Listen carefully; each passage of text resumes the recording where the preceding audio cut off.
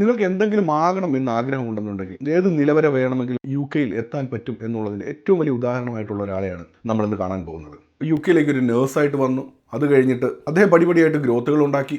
ഒടുവിൽ UK-യിലെ organ donation സൊസൈറ്റിയുടെ first non white അംബാസിഡറായിട്ട് മാറി. അതിനുശേഷം UK-യുടെ പരമോന്നത ബഹുമതികളിലൊന്നായിട്ടുള്ള MBE അവാർഡ് നിലവിലെ കിങ് ചാൾസിൽ നിന്ന് സ്വീകരിച്ചു. പിന്നീട് അദ്ദേഹം ഡോക്ടറായിട്ട് മാറി. അതുപോലെ തന്നെ ഓർഗൻ ഡൊണേഷനെ കുറിച്ച് എഴുതിയ പുസ്തകം UK-യിലെ പല യൂണിവേഴ്സിറ്റികളുടെ മെഡിക്കൽ സ്റ്റുഡൻസിൻ്റെ കരിക്കുലത്തിൽ ഉൾപ്പെടുത്തി. അതുമാത്രമല്ല, അദ്ദേഹം അതിനുശേഷം ബിസിനസ് മേഖലയിലേക്ക് കടന്നു. ഒരു എസ്തെറ്റിക് ക്ലിനിക്കാണ് ആദ്യമായിട്ട് അദ്ദേഹം ചെയ്തത്. അത് വളരെ വിജയകരമായി ഇപ്പോഴും റൺ ചെയ്യുന്നുണ്ട്. അതിനുശേഷം ഇപ്പോൾ ഒരു ലേണിംഗ് മാനേജ്മെൻറ്റ് സിസ്റ്റമാണ് ക്രിയേറ്റ് ചെയ്തിരിക്കുന്നത്. അതിൻ്റെ കൂടുതൽ വിശദാംശങ്ങൾ, ലൈഫ് ജേണി, 10-20 വർഷം മുമ്പ് UK-യിൽ വന്ന് ഇതുപോലൊരു പൊസിഷനിലേക്ക് പോകുമ്പോൾ നേരിട്ടിട്ടുള്ള ചലഞ്ചസ്, ഇതിനെക്കുറിച്ചെല്ലാം അദ്ദേഹം നമ്മളോട് വിശദമായി സംസാരിക്കുകയാണ്. UK-യിൽ ഐഡൻറ്റിറ്റി ക്രിയേറ്റ് ചെയ്തിട്ടുള്ള കുറച്ച് മലയാളി പേഴ്സണാലിറ്റീസിൻ്റെ ലൈഫ് സ്റ്റോറി, എക്സ്പീരിയൻസ് ഇതെല്ലാം ഷെയർ ചെയ്യുന്ന ഒരു സെറ്റ് ഓഫ് പോഡ്കാസ്റ്റ് നമ്മൾ പ്ലാൻ ചെയ്യുന്നുണ്ട്. അതിലൊരു ഫസ്റ്റ് അറ്റംപ്റ്റ് ആയിട്ടാണ് നമ്മൾ ഈ വീഡിയോ ചെയ്യുന്നത്. ഇപ്പോൾ ഡോക്ടർ ഇപ്പോൾ UK-യിലേക്ക് വന്നിട്ട് ഇപ്പോൾ എത്ര വർഷമായി? ഞാനിപ്പോൾ 2002 എത്തിയതാണ്. അപ്പോൾ 23 വർഷം കഴിഞ്ഞു. 23 വർഷമായി UK-യിൽ വന്നിട്ട്. ഞാൻ എൻ്റെ ഗ്രാജുവേഷൻ കോട്ടയം മെഡിക്കൽ കോളേജിൽ നിന്ന് നഴ്സിംഗ് ഡിഗ്രിയാണ് കഴിഞ്ഞിട്ട് വന്നത്. അന്നേരം അത് കഴിഞ്ഞിട്ട് ഞാൻ നേരെ ആദ്യം കുറച്ച് നാൾ ഇന്ത്യയിൽ വർക്ക് ചെയ്തു. അത് കഴിഞ്ഞിട്ട് മിഡിൽ ഈസ്റ്റിൽ കുറച്ച് നാൾ വർക്ക് ചെയ്തായിരുന്നു. അത് കഴിഞ്ഞിട്ട് ഡയറക്റ്റ് മെഡ്ബേയിലേക്കാണ് വന്നത്. NHS-ൻ്റെ ഡയറക്റ്റ് റിക്രൂട്ട്മെൻറ്റ് വഴിയാണ് അന്ന് വന്നത്. പിന്നെ അവിടെ വന്നിട്ട് NHS-ൽ തന്നെ പല റോളുകളിൽ കൂടി സ്റ്റഡി പ്രോഗ്രസ് ചെയ്യാനുള്ള എല്ലാ അവസരം കിട്ടി. പിന്നെ ആ സമയത്തൊന്നും വലിയ കോമ്പറ്റീഷൻ കാര്യങ്ങളൊന്നും ഇല്ലായിരുന്നു. കാരണം എന്ന് വെച്ച് കഴിഞ്ഞാൽ നമുക്ക് ആൾക്കാർക്ക് കോഴ്സുകൾ ഓഫർ ചെയ്താൽ പോലും ആർക്കും വേണ്ടായിരുന്നു. അതായത് ഇപ്പം 23 വർഷം മുമ്പ് നമ്മൾ കോട്ടയം മെഡിക്കൽ കോളേജിലാണ് നമ്മൾ ഇത് പഠിച്ചത്. അത് കഴിഞ്ഞിട്ട് നമ്മൾ എന്തുകൊണ്ടാണ് നിങ്ങൾ മിഡിൽ ഈസ്റ്റിലേക്ക് പോകാനായിട്ട് തോന്നിയത്? ആദ്യം നമുക്ക് അന്നേരം ഒന്നും ഈ UK, യൂറോപ്പ് അങ്ങനെ ഒരു ഓപ്പർച്യൂണിറ്റി നമ്മുടെ മനസ്സിലില്ല. പഠിക്കുന്ന കാലത്ത് ഇവിടെ അങ്ങനെ ഒരു ഓപ്പർച്യൂണിറ്റി ഉള്ളതായിട്ട് നമുക്ക് അറിയത്തുമില്ല. ആകെ എല്ലാവരും കോഴ്സ് കഴിയുന്നു, മിഡിൽ ഈസ്റ്റ് വർക്ക് ചെയ്യുന്നു. പിന്നെ മാക്സിമം എല്ലാവരുടെ മനസ്സിലുള്ളത് US ആണ്. അല്ലാതെ ഓസ്ട്രേലിയ, UK, യൂറോപ്പ് ആരുടെയും ഒരു മനസ്സിൽ അങ്ങനെ ഒരു ഓപ്പർച്യൂണിറ്റി അന്ന് കാലത്ത് ഇല്ലായിരുന്നു. അപ്പോൾ അതുകൊണ്ടാണ് അങ്ങനെ ആദ്യം അങ്ങോട്ട് പോയത്. അപ്പോൾ എനിക്ക് തോന്നുന്നു ഇപ്പോൾ നടക്കുന്ന മൈഗ്രേഷൻ തൊട്ട് മുമ്പുള്ള ഒരു മൈഗ്രേഷൻ ആണ് ഡോക്ടർ വരുന്ന സമയത്തുണ്ടായിരുന്ന മൈഗ്രേഷൻ UK-യിലേക്ക്. അതായത് 2000s മൈഗ്രേഷൻ അല്ലേ? ഏത് വർഷമാണ് വരുന്നത്? 2002. 2000s എനിക്ക് തോന്നുന്ന മൈഗ്രേഷൻ സ്റ്റാർട്ട് ചെയ്തത് ഫസ്റ്റ്. അപ്പം ഇപ്പം ഞാനത് ഈ നഴ്സിംഗിന് ഇങ്ങോട്ട് വരുന്നത് എന്തുകൊണ്ടാണെന്ന് ചോദിച്ചു കഴിഞ്ഞാൽ നമ്മുടെ ഓഡിയൻസിൽ ഒരു number of people actually nursing ബാക്ക്ഗ്രൗണ്ടിലുള്ള ആൾക്കാരൊക്കെ തന്നെയായിരിക്കും. അപ്പോൾ അവർക്കും കുറച്ചുകൂടി ഇൻട്രസ്റ്റിംഗ് ആയിരിക്കും. അതുകൊണ്ടാണ് ഞാൻ നഴ്സിംഗായിട്ട് ബന്ധപ്പെട്ട കാര്യങ്ങൾ ചോദിച്ചത്. മനസ്സിലായി. അപ്പം ആദ്യമായിട്ട് ഇവിടെ വരുമ്പോൾ ഏത് ബാൻഡിലാണ് ഇവിടെ വരുന്നത്? ഇവിടെ വന്നത് അന്ന് ബാൻഡ് 3 ആയിട്ടാണ് വരുന്നത്. സോറി, ബാൻഡ് 4ലാണ് വരുന്നത്. ബാൻഡ് 4ലാണ് വരുന്നത്. ബാൻഡ് 4 വരുന്നു. പിൻ നമ്പർ കിട്ടുന്നവരത്തേക്ക് നമുക്ക് അന്നൊരു അഡാപ്റ്റേഷൻ എന്ന് പറഞ്ഞ പ്രോഗ്രാമാണ് ഉള്ളത്. ഒരു NMC-യുടെ ഒരു അഡാപ്റ്റേഷൻ പ്രോഗ്രാം ചെയ്യണം. അത് കഴിഞ്ഞിട്ട് നമുക്കൊരു ഏകദേശം 5 മാസം കഴിഞ്ഞപ്പോഴത്തേക്കും NMC-യുടെ പിൻ നമ്പർ കിട്ടി. അങ്ങനെ ബാൻഡ് 5 ആയി. അങ്ങനെ ബാൻഡ് 5 ആയിട്ട് പല ഡിപ്പാർട്ട്മെൻറ്റിൽ വർക്ക് ചെയ്തു. ഞാൻ ആദ്യം തുടങ്ങിയത് മെഡിക്കൽ വാർഡിലാണ് തുടങ്ങിയത്. അത് കഴിഞ്ഞൊരു 6 മാസം കഴിഞ്ഞപ്പോഴത്തേക്കും ഞാൻ എമർജൻസി ഡിപ്പാർട്ട്മെൻറ്റിലേക്ക് മാറി, A&E-ലേക്ക് മാറി. പിന്നെ A&E-ൽ നിന്ന് പ്രോഗ്രസീവായിട്ട് കയറി അവിടുന്ന് ഓൾമോസ്റ്റ് ബാൻഡ് 7 റോളിലെത്തി A&E-ൽ. അപ്പോൾ ബാൻഡ് 7 റോളിലെത്തി. അത് കഴിഞ്ഞിട്ടാണ് ഞാൻ ക്രിട്ടിക്കൽ കെയറിലേക്ക് മാറുന്നത്, ഇൻറ്റൻസീവ് കെയറിലേക്ക്. പിന്നെ ഇൻറ്റൻസീവ് കെയറിൽ വർക്ക് ചെയ്തു. അതിനുശേഷം ഒരു സ്പെഷ്യലിസ്റ്റ് റോളിലേക്ക് മാറി, ക്രിട്ടിക്കൽ കെയർ ഔട്ട്റീച്ച് എന്ന് പറയുന്ന ഒരു സ്പെഷ്യലിസ്റ്റ് റോള്. അതും ബാൻഡ് 7 തന്നെയാണ്. ഞാൻ ബാൻഡ് 7 ആയിട്ട് 3-4 റോളുകൾക്ക് ലാറ്ററൽ പ്രോഗ്രഷൻ നടത്തി. പക്ഷേ അന്ന് ബാൻഡ് 7 ബിയോണ്ട് കയറാൻ കുറച്ച് പാടായിരുന്നു. കുറച്ച് ഒബ്സ്റ്റക്കിൾസ് ആയിരുന്നു അന്ന് നമുക്ക് കുറച്ച് ഫീൽ ചെയ്ത കുറച്ച് ഒബ്സ്റ്റക്കിൾസ് ഒക്കെ ഉണ്ടായിട്ടുണ്ട്. ലാറ്ററലായിട്ട് 3 റോളുകൾക്ക് മാറി. ഒബ്സ്റ്റക്കിൾസ് എന്ന് പറയുമ്പോൾ നമുക്ക് എന്തൊക്കെയായിരിക്കും പറയാൻ പറ്റുന്നതാണോ? ഒന്നാമത് വേക്കൻസികൾ കുറവ്. പിന്നെ അന്ന് നമ്മുടെ ഒരു ബാൻഡ് 8 റോളിലൊന്നും നമ്മുടെ ആൾക്കാർ ആരുമില്ല. ഇംഗ്ലീഷ് നമ്മുടെ ഏഷ്യൻസോ ആഫ്രിക്കൻസോ ആരുമില്ല. പ്യുവർ വൈറ്റ്സിൻ്റെ ഒരു ഡോമിനൻ്റ് ആയിരുന്നു. പിന്നെ അതുകൊണ്ട് നമുക്ക് അങ്ങനെ വേക്കൻസികൾ വരുന്നില്ലായിരുന്നു. വേക്കൻസികൾ വരാത്തതുകൊണ്ട് നമ്മൾ ഒരു റോളിൽ നിന്ന് അടുത്ത റോളിലേക്ക് മാറി. പിന്നെ ഒരു ഹോസ്പിറ്റലിലേക്ക് ഇന്നത്തെ പോലെ അത്ര മാനേജർമാരുടെ എണ്ണം വളരെ കുറവാണെന്ന്. അന്നൊക്കെ ഞാൻ പറയുന്നത്, ഇന്നിപ്പോൾ നമുക്ക് ഓരോ ഡിപ്പാർട്ട്മെൻറ്റിലും എല്ലാം ഓരോ വിങ്ങിലും ഒരു ബാൻഡ് 8A, ബാൻഡ് 8B അങ്ങനെ മൾട്ടിപ്പിൾ റോൾസ് പല മാനേജർമാർ ഇപ്പോഴുണ്ട്. അന്ന് അങ്ങനെ എത്രയും മാനേജർമാരൊന്നും ഇല്ലായിരുന്നു. അന്ന് അതായത് ഇങ്ങനത്തെ ഒരു സിസ്റ്റമേ അല്ലായിരുന്നു. അതായത് ഇങ്ങനത്തെ ഒരു ഇങ്ങനത്തെ ഒരു ഗ്രൂപ്പ് അല്ല, ഇങ്ങനത്തെ ഒരു ക്ലസ്റ്റർ അല്ലായിരുന്നു ഹോസ്പിറ്റലിൽ. ഒരു മിഡിൽ ലെവൽ മാനേജ്മെന്റ് വളരെ കുറവായിരുന്നു. അതായത് ലോവർ ലെവൽ ബാൻഡ് 5, ബാൻഡ് 6 നേഴ്സുമാർ, പിന്നെ കൂടിയ ബാൻഡ് 7, ബാൻഡ് 8 തീർന്നു. അതായത് ഇടയ്ക്ക് ഒത്തിരിയുള്ള മിഡിൽ ലെവൽ മാനേജ്മെൻറ്റ് വളരെ കുറവായിരുന്നു. Okay okay. അതുകൊണ്ട് തന്നെ ഒരു പ്രോഗ്രഷനും നമുക്ക് ബുദ്ധിമുട്ടായി കുറവായിരുന്നു. ഇപ്പോൾ അത് വെച്ച് നോക്കുമ്പോഴത്തേക്കും നമുക്ക് എല്ലാത്തിനും സ്പെഷ്യലിസ്റ്റ് റോളുകൾ ഇപ്പോൾ വന്നിട്ടുണ്ട്. കൂടാതെ ഓരോ surgical wing, medical wing, speciality wing, ഓരോന്നിനും സ്പെഷ്യലിസ്റ്റ് മാനേജ്മെൻറ്റ് റോൾ, അങ്ങനെ ഒത്തിരി ഓപ്പർച്യൂണിറ്റി ഇപ്പോൾ ഉണ്ട്. അന്ന് അങ്ങനെ ഒരു ഓപ്പർച്യൂണിറ്റി കുറവായിരുന്നു. അതിപ്പോൾ 10-20 വർഷമായില്ലേ ഇന്ന്. അന്നത്തെ അതിനെ പറ്റി ഒത്തിരി മാറ്റങ്ങളുണ്ടായല്ലോ. അപ്പോൾ നമ്മൾ വൺസ് നമ്മൾ മാനേജ് ബാൻഡ് 8 വന്നല്ലേ, ബാൻഡ് 7 വന്നു. ഇപ്പോൾ ഇത് ഏകദേശം ഒരു എത്ര വർഷത്തെ പ്രോഗ്രസ്? ബാൻഡ് 7 വന്നപ്പോഴത്തേക്ക് ഒരു 3-4 വർഷം കൊണ്ട് 4 വർഷം കൊണ്ട് ബാൻഡ് 7 വന്നു. അപ്പോൾ 2002 വന്നിട്ട് 2005-2008 ബാൻഡ് 7 വന്നു. അപ്പോൾ അത് ഞാനത് വന്നിട്ട് ബാൻഡ് ബാൻഡ് 7 ആയി. അത് കഴിഞ്ഞിട്ട് ഇൻറ്റൻസീവ് കെയറിലേക്ക് പോയി. അന്നേരത്തേക്ക് ഒരു ബാൻഡ് ഡ്രോപ്പ് ചെയ്തിട്ടാണ് ഇൻറ്റൻസീവ് കെയറിൽ ആദ്യമായിട്ട് ചെല്ലുവാണ്. അപ്പോൾ അത് കഴിഞ്ഞ് 6 months കഴിഞ്ഞപ്പോഴത്തേക്ക് ബാൻഡ് 7 ആയി. പിന്നെ അത് കഴിഞ്ഞിട്ട് ക്രിട്ടിക്കൽ കെയർ ഔട്ട്റീച്ച് എന്ന് പറയുന്ന ഒരു സ്പെഷ്യലിസ്റ്റ് ക്രിട്ടിക്കൽ കെയർ റോളിലേക്ക് മാറി. അവിടെ ഏകദേശം 5 വർഷത്തോളം വർക്ക് ചെയ്തു. മാറിയപ്പോൾ ഒരു ബാൻഡ് ഡ്രോപ്പ് ചെയ്തിട്ട് വീണ്ടും 6 മാസം കഴിയുമ്പോഴത്തേക്കും വീണ്ടും ബാൻഡ് പ്രൊമോഷൻ കിട്ടി. പിന്നെ അതൊരു 2-3 വർഷം അവിടെ വർക്ക് ചെയ്തതിന് ശേഷം ഞാൻ ക്രിട്ടിക്കൽ കെയർ ഔട്ട്റീച്ച് എന്നുള്ള ഒരു സ്പെഷ്യലിസ്റ്റ് റോളിലേക്ക് മാറി. സ്പെഷ്യലിസ്റ്റ് റോളിലേക്ക് മാറിയപ്പം അതും വീണ്ടും ഒരു ബാൻഡ് 7 റോൾ തന്നെയാണ്. പക്ഷേ ഒരു സ്പെഷ്യലിസ്റ്റ് കംപ്ലീറ്റ്ലി ഒരു ഇൻഡിപെൻഡൻറ്റ് പ്രാക്ടീഷണർ റോളായിരുന്നു. അതിൽ ഏകദേശം ഒരു 5 വർഷത്തോളം ഞാൻ വർക്ക് ചെയ്തു. 5 വർഷം. അപ്പോൾ ഇതിനിടയ്ക്ക് ഞാൻ നമ്മുടെ ഒത്തിരി എഡ്യൂക്കേഷണൽ ഓപ്പർച്യൂണിറ്റീസ് നമുക്ക് കിട്ടി. ഈ സമയത്ത് നമ്മുടെ MSc ഞാൻ ഓൾമോസ്റ്റ് കംപ്ലീറ്റ് ആക്കിയായിരുന്നു ഈ ക്രിട്ടിക്കൽ കെയർ ഔട്ട്റീച്ച് റോളിൽ നിന്ന സമയത്ത്. പിന്നെ അല്ലാതെ ഇവിടെ മെൻറ്റർഷിപ്പ് പ്രോഗ്രാം ചെയ്തു. അപ്പോൾ ഈ MSc നിങ്ങൾ കംപ്ലീറ്റ് ചെയ്തതെന്ന് പറഞ്ഞു കഴിഞ്ഞാൽ നിങ്ങൾ എക്സ്ട്രാ നിങ്ങൾ സ്വന്തമായിട്ട് സെൽഫ് ഫണ്ട് ചെയ്തിട്ട് കോഴ്സ് ചെയ്യായിരുന്നു? അല്ല, അന്നും ഇഷ്ടംപോലെ ഫണ്ടിങ്ങിന് പ്രശ്നമില്ലായിരുന്നു. എൻ്റെ MSc വരെയുള്ള full education NHS funding, fully funding ആയിരുന്നു. ബാക്കി അത് കഴിഞ്ഞിട്ടുള്ള PhD ഞാൻ സെൽഫ് ഫണ്ടിങ് ആയിരുന്നു. അതിനുള്ള ഫണ്ടിങ് കിട്ടിയില്ല. അപ്പോൾ എനിക്ക് തോന്നുന്നു ഇപ്പോഴും എന്തോ ഫണ്ടിങ് ഉണ്ടെന്ന് തോന്നുന്നല്ലേ? ഇപ്പോഴും ഫണ്ടിങ് ഉണ്ട്, പക്ഷേ പഴയതുപോലെ ലിമിറ്റഡാണ്. അതുപോലെ ഇപ്പോൾ ആൾക്കാർക്ക് ഒത്തിരി റിക്വയർമെൻ്റ് ഉള്ളതുകൊണ്ട് പണ്ടത്തെ പോലെ അത്ര ഫണ്ട് കുറവാണ്. അപ്പം എല്ലായിടത്തും മൊത്തം ഒരു ഷോർട്ടേജ് ആണല്ലോ. മൊത്തം NHSൻ്റെ ഫണ്ട് കുറച്ച് വരുന്നതുകൊണ്ട് ഓരോ ഡിപ്പാർട്ട്മെൻറ്റിലെ ബഡ്ജറ്റുകൾ ഭയങ്കരമായിട്ട് കുറയുന്നുണ്ട്. അപ്പോൾ അതുകൊണ്ട് പിന്നെ ഒരു മിഡിൽ ലെവൽ മാനേജ്മെൻറ്റ് മാക്സിമം കുറയ്ക്കുകയാണ് ഇപ്പം. അതായത് പഴയ ഒരു സിസ്റ്റത്തിലോട്ട് തിരിച്ചു പോകുന്ന ഒരു പുതിയ റിക്രൂട്ട്മെന്റ് ഒക്കെ ഫ്രീസ് ആണെന്ന് പറയുന്നില്ല, പക്ഷെ എന്നാലും ടെക്നിക്കലി ഫ്രോസൺ ആണ്. പുതിയ ജോബ് റോളുകളൊന്നും ക്രിയേറ്റ് ചെയ്യപ്പെടുന്നില്ല. അപ്പോൾ ഞാനങ്ങനെ എൻ്റെ എഡ്യൂക്കേഷൻ കഴിഞ്ഞു, ക്രിട്ടിക്കൽ കെയർ ഔട്ട്റീച്ചിൽ വന്നു. അപ്പോൾ അത് കഴിഞ്ഞിട്ട് ഞാൻ NHS ബ്ലഡ് ആൻഡ് ട്രാൻസ്പ്ലാന്റ് എന്ന് പറയുന്ന ഒരു നാഷണൽ ഓർഗനൈസേഷനിലേക്ക് ഓർഗൻ ഡൊണേഷൻ്റെ ഒരു സ്പെഷ്യലിസ്റ്റ് റോളിലേക്ക് മാറി. അത് സൗത്ത് ഈസ്റ്റ് ഓഫ് ഇംഗ്ലണ്ടിൻ്റെ ഒരു ഓർഗൻ ഡൊണേഷൻ കോർഡിനേറ്റർ എന്ന് പറഞ്ഞുള്ള ഒരു റോളിലേക്കാണ് മാറിയത്. അത് കുറച്ച് നല്ലൊരു നമ്മുടെ ആ സമയത്ത് ആരും ഒരു ഏഷ്യൻസോ ഇന്ത്യൻസോ ഒന്നും ആ റോളില്ലായിരുന്നു. പ്യുവർ വൈറ്റ്സ് ഡോമിനൻ്റ് റോളായിരുന്നത്. അങ്ങനെ റോളിലേക്ക് നമുക്ക് ആദ്യമായിട്ടൊരു ഏഷ്യൻ കടന്നു വന്നതാണ്.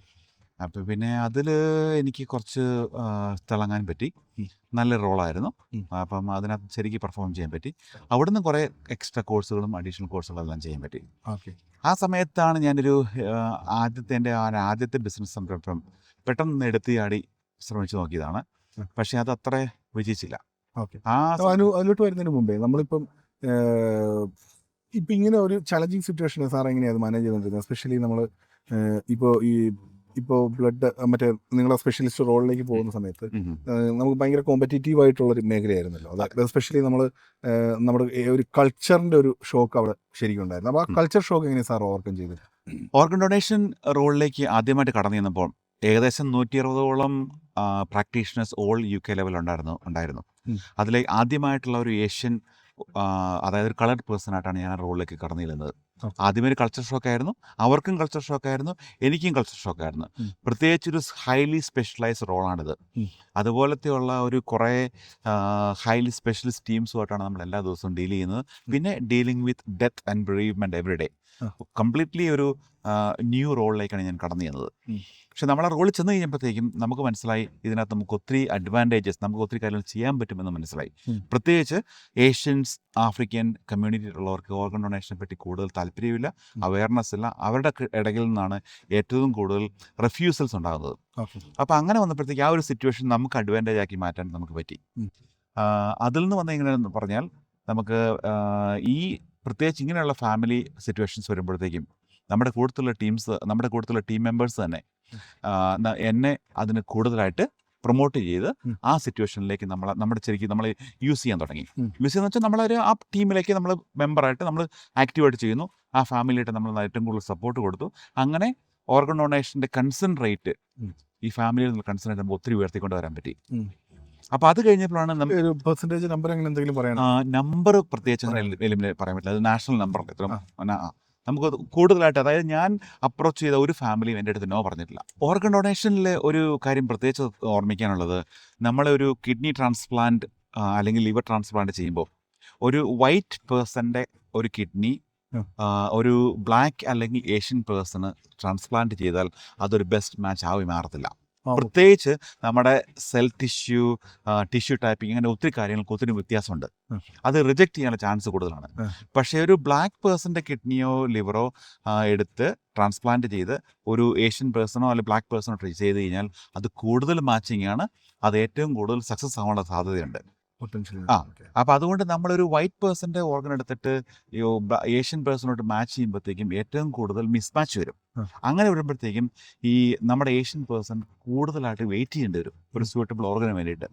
ബിക്കോസ് നമുക്കിവിടെയുള്ള ഈ ഏഷ്യൻ ഡോണേഴ്സ് കുറവായതുകൊണ്ട്. അപ്പോൾ അതുകൊണ്ട് ഞാൻ ഇങ്ങനെ ഒരു സിറ്റുവേഷൻ വരുമ്പോഴത്തേക്കും ഞാൻ നമ്മുടെ ഏഷ്യൻ ഫാമിലിയുടെ അടുത്ത് പറയും, ഓക്കെ, നിങ്ങളുടെ ഫാമിലി മെമ്പർ ഈ മരിച്ചുപോയ ആളുടെ ഓർഗൻ ഡൊണേറ്റ് ചെയ്യുകയാണെങ്കിൽ അത് ഒരു ഏഷ്യൻ ആൾക്കാർക്കായിരിക്കും, അതായത് നമ്മുടെ ഇടയിൽ നിന്ന് ഉള്ള ഒരാൾക്കായിരിക്കും അത് ബെനിഫിറ്റ് ആവുന്ന അങ്ങനെ ഒരു കാര്യം ഞാൻ പ്രസന്റ് ചെയ്തു. അപ്പം അങ്ങനെ ഒരു ഫീലിംഗ് ഈ ഏഷ്യൻ കമ്മ്യൂണിറ്റിയുടെ ഇടയ്ക്കും ബ്ലാക്ക് കമ്മ്യൂണിറ്റിയുടെ ഇടയ്ക്ക് ഉണ്ടാക്കിയെടുത്തു അവരോട് സംസാരിച്ചപ്പോഴത്തേക്കും. അപ്പോൾ ഒരാൾ ബ്രെയിൻ ഡെത്തായി കിടക്കുന്ന ഒരു ഫാമിലി എടുത്ത് അവർ വളരെ സങ്കടപ്പെട്ടിരിക്കുന്ന സമയത്താണ്, അന്നേരമാണ് നമ്മൾ പറയുന്നത്. അപ്പോൾ ഇത് ടൈം ഫ്രെയിമിനുള്ളിൽ തന്നെ ചെയ്യുകയും വേണം. അപ്പോൾ അവരുടെ അടുത്ത് പോയി പറയുകയാണ്, ഓക്കെ, നിങ്ങൾ ഓർഗൻ നിങ്ങളുടെ ഭാര്യയുടെ ഭർത്താവിൻ്റെ അല്ലെങ്കിൽ മക്കളുടെയോ കസിൻ്റെയോ ഓർഗൻ ഡൊണേറ്റ് ചെയ്താൽ ഇത് നമ്മുടെ കമ്മ്യൂണിറ്റിയിൽ തന്നെ ഉള്ള ഒരാൾക്കായിരിക്കും അതുകൊണ്ട് ബെനിഫിറ്റ് ആവാൻ പോകുന്നത്. അങ്ങനെ ആ ഒരു ഫീലിംഗ് വന്നപ്പോഴത്തേക്കും അവരുടെ കൺസെൻട്രേറ്റ് വളരെ കൂടി. അപ്പോൾ ഞാൻ അപ്രോച്ച് ചെയ്ത ഈ ഏഷ്യൻ ഫാമിലിക്കോ ഏഷ്യൻ ഫാമിലിക്കും ബ്ലാക്ക് ഫാമിലികൾക്ക് കൊടുക്കുന്ന എനിക്കൊരു ഡിക്ലൈൻ റേറ്റ് വളരെ കുറച്ച് കിട്ടി. അതുകൊണ്ട് ഒത്തിരി ട്രാൻസ്പ്ലാന്റ്സ് എനിക്ക് ഫെസിലിറ്റേറ്റ് ചെയ്യാൻ പറ്റി. അതൊരു വളരെ നല്ല സക്സസ് ആയിപ്പോയി. അതിൻ്റെ ചുവട് പിടിച്ച് ഒരു NHS ബ്ലഡ് ആൻഡ് ട്രാൻസ്പ്ലാന്റ് ഒരു നാഷണൽ ഒരു റോളിലേക്ക് എന്നെ കൊണ്ടുവന്നു. ഈ വീഡിയോ കാണുന്ന എല്ലാവരോടും എനിക്ക് പറയാനുള്ളത്, നിങ്ങൾക്ക് ഇപ്പം കറൻ്റ്ലി UK ഒരു ഓപ്റ്റ് ഔട്ട് സിസ്റ്റമാണ് ഉള്ളത്. അതായത് നിങ്ങൾക്ക് നിങ്ങളുടെ പല ഓപ്പർച്യൂണിറ്റി ഉണ്ട്. നിങ്ങൾക്ക് GP വഴി രജിസ്റ്റർ ചെയ്യാം, DBL ഡ്രൈവിംഗ് ലൈസൻസ് റിന്യൂ ചെയ്യാം, ബൂട്ട്സ് അഡ്വാൻറ്റേജ് കാർഡ് വഴി ചെയ്യാം, അങ്ങനെ അല്ലെങ്കിൽ NHS ബ്ലഡ് ആൻഡ് ട്രാൻസ്പ്ലാന്റ് വെബ്സൈറ്റിൽ രജിസ്റ്റർ ചെയ്യാം. അങ്ങനെ ഏതെങ്കിലും രീതിയിൽ കൂടി നിങ്ങളുടെ ഒരു വിഷസ്, നിങ്ങൾ മരിച്ചു കഴിഞ്ഞിട്ട് എന്താണ് നിങ്ങൾക്ക് സംഭവിക്കേണ്ടത് എന്നുള്ളൊരു വിഷസ് നിങ്ങൾ രജിസ്റ്റർ ചെയ്യാം. പിന്നെ നിങ്ങൾ കഴിയുന്നത്ര ആരും ഓപ്റ്റ് ഔട്ട് ചെയ്യാണ്ടിരിക്കുക. പിന്നെ നിങ്ങൾ ഈ ഡിസിഷൻ എടുത്തിട്ട് നിങ്ങളുടെ ഫാമിലി മെമ്പേഴ്സിനോട് പറയാം. അതായത് നിങ്ങളുടെ ഫാമിലി മെമ്പേഴ്സ് ആയിരിക്കും ഇങ്ങനൊരു ക്രിട്ടിക്കൽ സ്റ്റേജിൽ ഒരു നിങ്ങൾക്ക് വേണ്ടി തീരുമാനം എടുക്കേണ്ടത്. അതുകൊണ്ട് തീരുമാനം എടുക്കുക, നിങ്ങളുടെ ഫാമിലി മെമ്പേഴ്സിനോട് കമ്മ്യൂണിക്കേറ്റ് ചെയ്യുക. അത് നമ്മുടെ കമ്മ്യൂണിറ്റിക്ക് തന്നെ അതൊരു ബെനിഫിഷ്യൽ ആയിരിക്കും. അപ്പോൾ സാറ് പറഞ്ഞിരുന്നത് ഇത്രയാണ്, അതായത് 100% നമ്മൾ ഓപ്റ്റ് ഔട്ട് ചെയ്യാതിരിക്കുക. ഓപ്റ്റ് ഔട്ട് ചെയ്യുന്നതെന്ന് പറഞ്ഞു കഴിഞ്ഞാൽ നമ്മളോ അല്ലെങ്കിൽ നമ്മുടെ തന്നെ ഒരു പരിചയക്കാരൻ്റെയോ മരണത്തിന് നമ്മൾ ഉത്തരവാദിയാവുകയാണ് ചെയ്യുന്നത് ബേസിക്കലി. കാരണം അല്ലെങ്കിൽ ഒരു ജീവൻ രക്ഷിക്കാനുള്ളൊരു സാധ്യത നമ്മൾ തന്നെ കളയാണ്. കാരണം നമുക്ക് പകരം ഒരു വൈറ്റിൻ്റെ ഓർഗൻസ് നമ്മുടെ ബോഡിയിലേക്ക് ട്രാൻസ്പ്ലാന്റ് ചെയ്യാന്ന് പറഞ്ഞാൽ നിയർലി ഇമ്പോസിബിൾ ആയിട്ടുള്ള ഒരു കാര്യമാണ്. അതുകൊണ്ട് തന്നെ നമ്മൾ ഒരു കാരണവശാലും ഓപ്റ്റ് ഔട്ട് ചെയ്യാതിരിക്കുക എന്നുള്ളതാണ് അല്ലേ. ഏറ്റവും ബെസ്റ്റ് മാച്ച് കിട്ടുന്നത് നമ്മുടെ തന്നെ ഒരു കമ്മ്യൂണിറ്റി, അതായത് black to black, Asian to Asian ആണ് ഏറ്റവും ബെസ്റ്റ് മാച്ച്. പിന്നെ അങ്ങനെ ചെയ്താൽ ആ ഓർഗൻസ് വളക്കാലം നിലനിൽക്കുകയും ചെയ്യും. റിജക്ഷൻ ഉള്ള ചാൻസ് കുറവാണ്, കമ്പാരിറ്റീവ്ലി കുറവാണ്. അപ്പോൾ ഇങ്ങനെ വന്നു, ഈ റോളിൽ വന്നു. അപ്പം ഇതിങ്ങനെ ഞാൻ ഏകദേശം ഒരു 2 വർഷത്തോളം ഞാനിങ്ങനെ വളരെ നല്ലോണം പെർഫോം ചെയ്ത് കഴിഞ്ഞപ്പോഴത്തേക്കും NHS ബ്ലഡ് ആൻഡ് ട്രാൻസ്പ്ലാന്റ് ഒരു പുതിയൊരു ടൈറ്റിൽ എനിക്ക് തന്നു, ഡോണർ അംബാസിഡർ. NHSന്റെ ഡോണർ അംബാസഡർ എന്നൊരു റോൾ എനിക്ക് തന്നു. ആ റോളും കൊണ്ട് മെയിനായിട്ട് ഉദ്ദേശിച്ചത് പിന്നെ നമ്മുടെ ഇടയ്ക്ക് ക്യാമ്പയിൻസ് ഒക്കെ നടത്തുക എന്നുള്ളതാണ് മെയിനായിട്ട്. അതായത് നമ്മുടെ എന്തെങ്കിലും സോഷ്യൽ ഇവൻറ്റ്സ് ഒക്കെ വരുമ്പോൾ അവിടെ പോയി സംസാരിക്കുക, സ്റ്റോളുകൾ സെറ്റ് ചെയ്യുക, ലീഫ്ലെറ്റ്സ് കൊടുക്കുക. പിന്നെ യൂണിവേഴ്സിറ്റികളിലും കോളേജുകളിലും സ്കൂളുകളിലൊക്കെ പോയി ക്ലാസ് എടുക്കുക. ബാക്കി മെഡിക്കൽ കോളേജുകളിൽ പോയി മെഡിക്കൽ സ്റ്റുഡൻസ് ക്ലാസ് എടുക്കുക. അങ്ങനെ പല റോളുകളിലേക്ക് ഞാൻ കടന്നുപോയി. അത് ക്ലിനിക്കൽ റോളിൻ്റെ കൂടുതൽ ഇങ്ങനെ ഒരു ടീച്ചിങ് ഓപ്പർച്യൂണിറ്റി, അത് വൈഡ് ഓപ്പർച്യൂണിറ്റി ആയിരുന്നു. ഉം. അത് ഓൾ UK കറങ്ങി നടന്ന് ചെയ്യാൻ പറ്റി, ഓവർസീസ് എബ്രോഡ് പോകാൻ പറ്റി, സ്പെയിനിലൊക്കെ പോയി ക്ലാസ് അത് എടുത്തിട്ടുണ്ട്. ശരി. സ്പെയിനിൽ യൂറോ ട്രാൻസ്പ്ലാന്റിൽ പോയി പേപ്പർ പ്രസന്റ് ചെയ്യാൻ ചാൻസ് കിട്ടിയിട്ടുണ്ട്. ഉം. അപ്പം അങ്ങനെ മൾട്ടിപ്പിൾ ഓപ്പർച്യൂണിറ്റീസ് നമുക്ക് തോന്നി ഈ ഡോണർ ട്രാൻസ്പ്ലാന്റ് റോളിലേക്ക്. Donor ambassador. ഡോണർ അംബാസിഡർ എത്ര NHS പൊതുവെ എത്ര ഡോണർ അംബാസിഡേഴ്സ് ഉണ്ട്? അന്ന് ഞാൻ ഒരാളെ ഉണ്ടായിരുന്നുള്ളൂ. ആ. ആദ്യത്തെ ഒരാൾ. ഇപ്പൊ എത്ര ഉണ്ടെന്ന് എനിക്കറിയില്ല. അന്ന് ആകെ ഡോണർ അംബാസിഡർ എന്ന ടൈറ്റിലേക്ക് ഒരേ ഒരാളാണ്. ശരിക്കും അതൊരു first donor First donor ambassador ambassador. Choose ചെയ്ത ഒരാളാണ്. ഒരു ടൈറ്റിൽ, അതായത് അന്നത്തെ ഒരു സ്പെഷ്യലായിട്ടൊരു പേര് ഞാൻ മറന്നുപോയി. ഓക്കെ, അന്ന് NHS ബ്ലഡ് ആൻഡ് ട്രാൻസ്പ്ലാന്റിന്റെ ഡയറക്ടർ ലെവലിൽ തീരുമാനം എടുത്തതാണ്. നമുക്ക് ഇത്രയും പെർഫോമൻസ് വരുന്നുണ്ട്, അപ്പം നല്ലൊരു റേറ്റ്സ് കൺസെന്റ് റേറ്റും വരുന്നുണ്ട്, അതുകൊണ്ട് നമുക്ക് യൂസ് ചെയ്യാം എന്നുള്ളൊരു ഒരു ഡോണർ അംബാസഡർ പ്രോഗ്രാം തന്നെ വന്നിട്ട് ഞാൻ എൻ്റെ ഹെഡായി. ഇത് ഏത് വർഷമായിരുന്നു ഇത്? ഇതൊരു 2010 സമയത്ത്. 2010 അല്ലേ? 10 സമയത്ത്. അപ്പോൾ അത് കഴിഞ്ഞിട്ട് ആ സമയത്താണ് ഞാൻ ആ സമയത്ത് ഒരു post graduate diploma in higher education എന്ന് പറഞ്ഞൊരു അടുത്തൊരു കോഴ്സ് ചെയ്തായിരുന്നു. അതൊരു ടീച്ചിങ് ക്വാളിഫിക്കേഷൻ ആണ്. അതായത് എനിക്ക് എൻ്റെ ലോങ് ടൈം എനിക്ക് കുറേ ഇങ്ങനെ പല ഏരിയകളിൽ പോയി ക്ലാസ്സുകളൊക്കെ എടുത്തു കഴിഞ്ഞപ്പോഴത്തേക്ക് ഒരു ടീച്ചിങ്ങിനെ പറ്റി കുറച്ച് ഇൻട്രസ്റ്റ് വന്നു. അപ്പോൾ അതൊക്കെ ഇനി അടുത്ത കരിയർ ടീച്ചിങ്ങിലേക്ക് നോക്കിയേക്കാം എന്നുള്ളൊരു ടീച്ചിങ് ക്വാളിഫിക്കേഷൻ, അതായത് നാട്ടിലെ BEd പോലത്തെ ഒരു 1 year പ്രോഗ്രാം, ഒരു ടീച്ചിങ് ക്വാളിഫിക്കേഷൻ, അത് യൂണിവേഴ്സിറ്റി ഗ്രീനിച്ചിൽ കംപ്ലീറ്റ് ചെയ്തു. അപ്പോൾ അതിൻ്റെ പ്രോഗ്രാം പാർട്ടായിട്ട് ഒരു പ്രൊജക്റ്റ് ചെയ്യണം. ഓക്കെ. അത് പ്രൊജക്റ്റ് ചെയ്യാന്ന് വെച്ചാൽ നിങ്ങളൊരു ഒരിടത്തും ഇല്ലാത്തൊരു കോഴ്സ് ഡിസൈൻ ചെയ്യണം. കോഴ്സ് ഡിസൈൻ ചെയ്യണം. അപ്പോൾ അങ്ങനെ ഒരു കോഴ്സ് ഡിസൈൻ ചെയ്ത് ഞാൻ നോക്കിയപ്പോഴത്തേക്കും ഒരിടത്തില്ലാത്തൊരു കോഴ്സ് സെൻറ്റ് ജോർജ് ഇത് ഇങ്ങനെ ഒരു ഓർഗൻ ഡൊണേഷൻ്റെ കോഴ്സ് ഒരിടത്തുമില്ല. ലോകത്തൊരിടത്തും ഓർഗൻ ഡൊണേഷൻ പറ്റി പഠിക്കണമെങ്കിൽ ഒരു കോഴ്സില്ല. അങ്ങനെ അതുകൊണ്ട് ഒരു ഓർഗൻ ഡൊണേഷൻ്റെ കോഴ്സ് ഞാൻ ഡിസൈൻ ചെയ്തു. അത് ഡിസൈൻ ചെയ്ത് കോഴ്സ് എഴുതി, കോഴ്സ് പാസ്സായി. ഒരു ബ്രെയിൻ ഡെത്താണ് എൻ്റെ പ്രൊഫഷണൽ കരിയർ മാറ്റിമറിച്ചത്.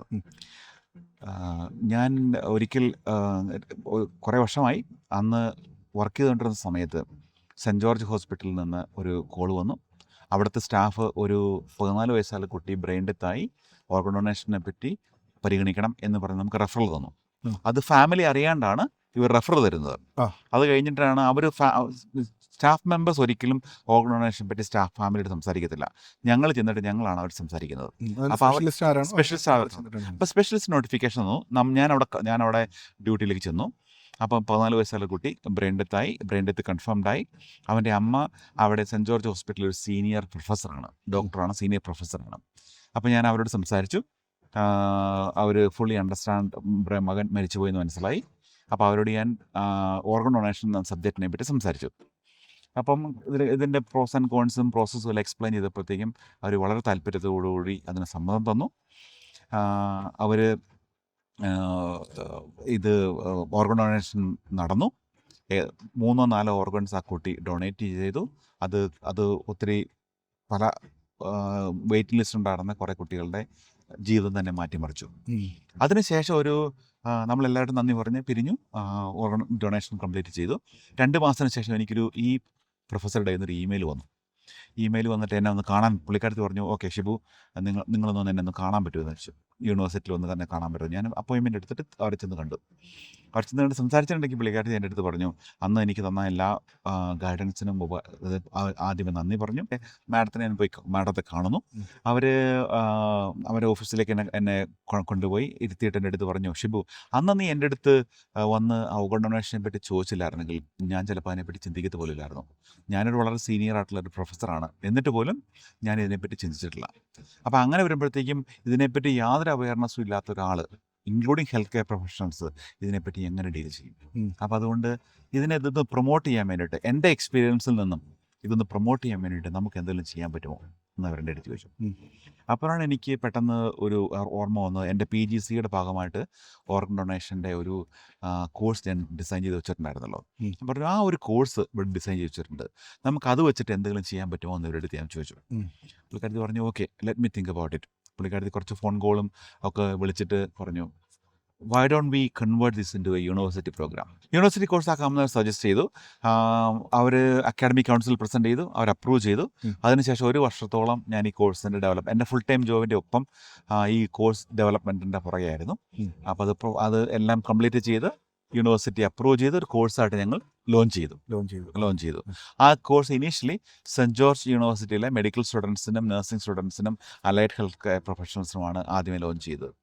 നല്ല ഫീഡ്ബാക്ക് കിട്ടി. അതിനുശേഷം റോയൽ കോളേജ് ഓഫ് സർജൻസിൻ്റെ അപ്രൂവലിന് ശ്രമിച്ചു. അവരും ഇതൊരു യുണീക്ക് കോഴ്സ് ആയതുകൊണ്ട് അവരും അപ്രൂവ് ചെയ്തു. ആ അപ്രൂവലിന് ശേഷം നമ്മൾ റോൾ ഔട്ട് ചെയ്തു. ഇപ്പം UK ഓൾമോസ്റ്റ് എല്ലാ യൂണിവേഴ്സിറ്റികളിലും മെഡിക്കൽ യൂണിവേഴ്സിറ്റികളിലും ഈ കോഴ്സ് ഒരു മാൻഡേറ്ററി കോഴ്സായിട്ട് ചെയ്യണം.